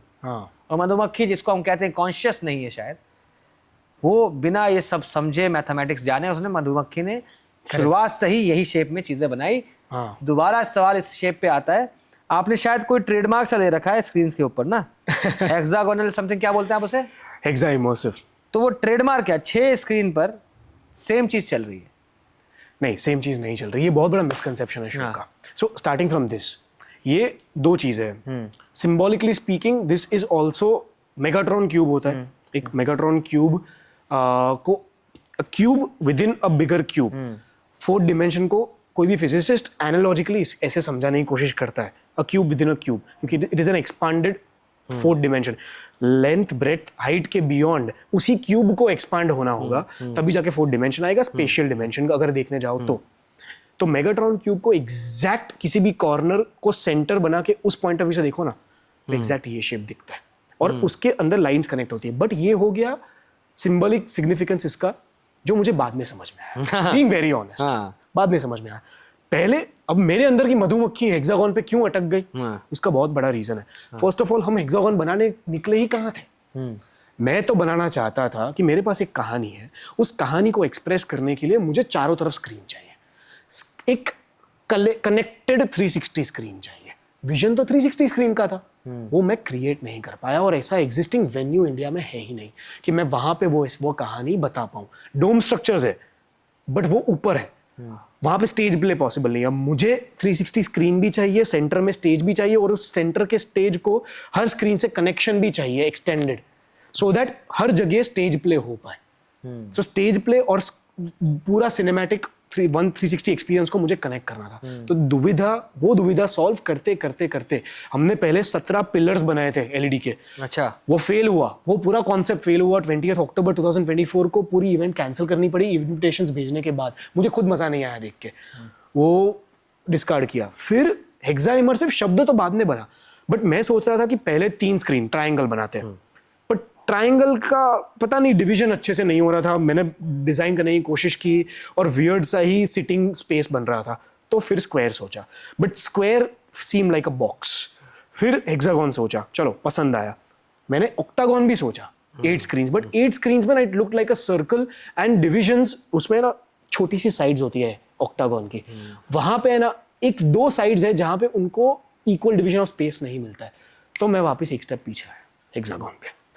मेरे दिमाग में तो ये गैप्स जो है स्क्रीन्स के बीच में वो गलतियां थी। ऐसी थोड़ी ना मधुमक्खी 6 में जा रही है, कुछ तो सोचा उसने भी। सो मेरे दिमाग में तो ये जो गैप्स थी स्क्रीन के बीच में वो गलतियां थी कि मैं पूरी स्क्रीन को कंप्लीट नहीं कर पाया, क्योंकि मेरा गोल है कि मुझे इस शो को ले जाना है अलग अलग शहरों में, एक जगह पे थिएटर नहीं बनाना। अगर एक जगह के फिक्स सेटअप बनाना होता तो 360 इजी वो कंस्ट्रक्ट कर दिया, एक बार खत्म हो गया। बट इसको हर बार फिर से कंस्ट्रक्ट करना है, हर शहर में सिर्फ 2 घंटे के शो के लिए, और वो कंस्ट्रक्शन में 4 दिन लगते हैं। वो तो अभी पता चला 4 दिन लगते हैं, तब जाके लग रहा था कि हो जाएगा। बट करते करते करते पता चला ये कितना कॉम्प्लेक्स है। सिर्फ ऐसे बोलने से स्क्रीन खड़ी नहीं हो जाती 3 फ्लोर हाइट की। फिर एक बार रियलाइज हो गया कि ओके 6 स्क्रीन है, 360 नहीं हुआ। फिर हम ग्राफिक्स बनाने जब बैठे ना, तब रियलाइज हुआ कि ये तो किसी और फॉर्मेट का ही जन्म हो गया है, क्योंकि 360 philosophically speaking 360 screen is connected consciousness, but उसको फ्रैगमेंट कर दूं मैं तो 6 इंडिपेंडेंट आइडेंटिटीज हो गई। अब इस एनालॉजी से मैं अगर देखूं तो मेरे पास ऐसी फ्रीडम है कि मैं हर स्क्रीन पे अलग अलग चीजें दिखा के व्यूअर के अटेंशन को गाइड कर सकता हूँ एंड एक नया स्टोरी टेलिंग का डिमेंशन एक्सप्लोर कर सकता हूँ। Okay. ये पॉसिबिलिटी कंटेंट बनाने के टाइम पे रियलाइज हुई, हेक्सागोन डिसाइड हो गया था उसके बाद। तो कभी कभी बोलते हैं ना, कहानी के एसेंस को समझाने के लिए मुझे 360 सेटअप चाहिए था। वो 360 सेटअप की टेक्नोलॉजी को क्रैक करते हुए कहानी की एसेंस को एक्सप्रेस करने का एक नया जरिया, नया डिमेंशन एक्सप्लोर हो गया। एंड तब I will explain this one situation from the entire show. एक गाना है कृष्ण और कृष्णा, कृष्ण और Draupadi, one of the most famous songs in our show. Krishna और कृष्णा, कृष्ण और द्रौपदी की कहानी, उसमें चीरहरण का सीन आता है। उस चीरहरण के सीन में जो लिरिक्स है, उसमें मैं आपको पहले विजुअल बताता हूँ, अभी फिर मैं लिरिक्स रिसाइट करूंगा, उसको इमेजिन करने की कोशिश करना। इमेजिन चीरहरण हो रहा है, दुशासन चीरहरण कर रहा है। उस टाइम पे हमने उसको एक्सप्रेस कैसे किया है कि पहले हम first half of the song में द्रौपदी की कहानी 3 स्क्रीन्स पे दिखाते हैं, symbolised by fire. as the main element, and warm palette, because fire is warm palette, reds and yellows. And उसके exact opposite 3 screens में कृष्ण की कहानी चल रही है, which is cool palette with Sheshnag and water. ये parallelly हो रहा है, but 1 by 1 screen में पूरा वो बनता है. फिर आता है चीरहरण का सीन. अभी चीरहरण के सीन में कृष्ण यहाँ से लाल साड़ी फेंकते हैं. सो कूल पैलेट में से वार्म पैलेट का जन्म हुआ फिर से. एंड दीज लाल साड़ी, लाल कपड़े, रेशम, जो भी बोलो, it travels from screen to screen to screen to screen to Draupadi. और जैसे ही वो टच करते हैं वहां पे एक टॉर्नेडो क्रिएट होता है पूरे लाल कपड़े के रेशम का. And people are inside that tornado of लाल कपड़े का रेशम. वाह. सो पूरा पर्सपेक्टिव वहां पे पहले 180 डिग्री स्प्लिट था, फिर 360 डिग्री का कनेक्शन हुआ, और 360 डिग्री का जब कनेक्शन हुआ तब ऑडियंस उस तूफान के अंदर आ गए. अभी इस पूरे विजुअल को इमेजिन करो विद दिस लिरिक्स. चक्र की चोट उंगली सजाई, भागी भागी देख ये वो चली आई, रक्त को रोकने रेशम को फाड़ा, रक्षा का दौर नया लिख डाला, कपड़े की कीमत अनोखी लगाई, दुशासन ने नियत ना निभाई, हाथ जोड़ के पुकारा सखा को, सखी के आंसू ना भाए सखा को, चरित्र कौरवों का चीर दिया, कर रेशम की वर्षा, कर्ज जो एक छोटे से कपड़े का था, कर्ज 100 गुण किया. वाह वाह वाह वाह. तो this is one moment of the Hexa immersive experience. Only 40 seconds को मैंने describe किया है. Now imagine that in a 2-hour show with stage play. ये तो मैंने visuals को describe किया सिर्फ. And 20+ performers, singers and dancers. So मैं बयान नहीं कर सकता. नहीं, मैं समझ गया एक्सपीरियंस को. You have to come. और ये आप फिल्म में भी नहीं कर सकते. मैं सवाल होने वाला था यार, इतना कुछ कर रहे हैं यार, इतना जो बजट आपने लगा दिया है बेसिकली, इससे तो आप फिल्म बना देते. अगर आपको कुछ कहानी कहनी थी तो आपने फिल्म क्यों नहीं बनाई? तो ये सवाल था मेरा. लेकिन वो डिस्ट्रीब्यूशन इजी है. ज्यादा बहुत इजी है. मासेस में भी हो सकता है ज्यादा. और कंप्लेन भी होगी टिकट की प्राइस के ऊपर. कंप्लेन भी नहीं होगी. लेकिन वही बात, वो एक्सपीरियंस नहीं फील कर सकते. जो एक शायरी है कि जो हम पे गुजरे हैं रंज सारे, जो तुम पे गुजरे तो लोग समझे, जब अपनी अपनी मोहब्बतों के अजाब झेले तो लोग समझे, वो जिन दरख्तों के नीचे से मुसाफिरों को उठा दिया था, उन्हीं दरख्तों पे अगले बरस फल ना उतरे तो लोग समझे. अरे वाह. और वो ज़ईफ सड़क के पन्ने पे दहका क्यों खफा था, जब गांव के बच्चे शहर जाके फिर ना लौटे तो लोग समझे. तो जब तक लोग समझ नहीं सकते, जब तक उन पे बीत ना जाए, तो वो एक्सपीरियंस लेना पड़ेगा, तब समझेंगे यूफोरिया क्या है, ये सब चीज़ें क्या है. तो बहुत कमाल का काम हो रहा है. आई गेस और भी सवाल तो मेरे अब बचे नहीं है. पार्थ बना तो दिया है तुमने अपने आप को भी. और मैं तो खैर पैदाइशी पार्थी हूँ. और एक ही सवाल फिर से मैं एक पोएट्री के फॉर्म में उठाना चाहूँगा, बिकॉज योर पोएट्री कनेक्ट. ये पोएट्री अभी शो का पार्ट नहीं, हिस्सा नहीं है. एक पॉइंट पे थी, मैंने निकाल दी है, but there is a reason क्यों निकाली, वो शो देखेंगे तभी पता चलेगा. But it goes something like this poetry. चलो मैं टाइटल भी नहीं बताता. इट गोज समथिंग लाइक, व्याकुल विचार चंचल चित, व्याकुल विचार चंचल चित, समाज की सीमाओं के भीतर पर समाज की समझ से परे, समाज के संकल्पों से परे पर समाज के सिलवटों में बसे. Surface level symbolism. व्यवस्थाओं के व्यापार को समझे, व्यापार से उत्पन्न विकार समझे, एंट्रोपी. पर विकार से जुड़ा त्रिकाल भी समझे, पर त्रिकाल के आकार को ना समझे. त्रिलोक के हर आकार को पूजे, और इन्हीं आकारों के प्रकारों के तत्वों से पूछे, प्रकृति की वास्तविक परिभाषा कौन सी, और वास्तविकता की प्राकृतिक भाषा कौन सी. वाह. दर्पण या दर्शन. व्याकुल विचार चंचल चित, दर्पण में दर्शन खोजे और दर्शन में दर्पण. बिल्कुल बिल्कुल यार. ये मैं वही बता रहा हूँ. हम सब देखो, साइंस यार हमको प्रूफ तो दे देती है. फिलॉसफी सही में आप सब मान सकते हैं, आप कभी जान नहीं सकते हैं. आप कितनी फिलॉसफी इसके ऊपर हमने बात कर ली, कितनी देर से शायद हम बात करें, और शायद कितने लोग बार बार जाके इस पॉइंट पे वापस आ रहे होंगे कि आज आधा घंटा देख लिया, कल आधा घंटा देखते हैं, कभी आधा घंटा देखते हैं. बात यह है कि मान्यताओं के ऊपर मैं क्या प्रूफ दूं, मैं कैसे प्रूफ दूं कि हाँ चलो खुदा है या नहीं है. इसका कोई प्रूफ नहीं। आप मान सकते हैं, आप मान सकते नहीं है, आप मान सकते हैं कि ये शो की टिकट्स महंगी है, आप मान सकते हैं कि अनेकांतवाद सत्य है या ड्युअलिटी सत्य है या फिर अद्वैत सत्य है, ये सब मान सकते हैं, लेकिन जान नहीं सकते। और सवालों में ही गुजर जाएंगे हम लोग, सवाल बन के ही गुजर जाएंगे हम लोग। शायद पार्थ बन जाना ही मेरे हिसाब से असली मकसद हो, क्या बोला, असली मकसद हो सकता है।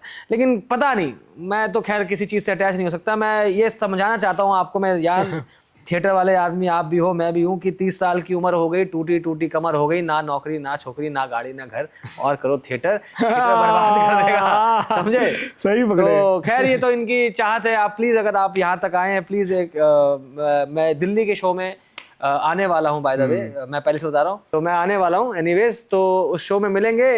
एक इतनी सारी डिस्कशन का, इतनी सारी चीज़ों का एक अंत ये है, मैं अब इस पर ख़त्म करता हूँ इसको, कि यार साइंस और आर्ट को कैसे मिलाया था मैंने। इनको शायरी सुनाई थी, अब इस पॉइंट पे वो शायरी बोलने का वक्त आ रहा है मेरा, जो मैंने लिखी थी थिएटर को सोच के, कि धमाके से शुरू हुई सारी कहानी।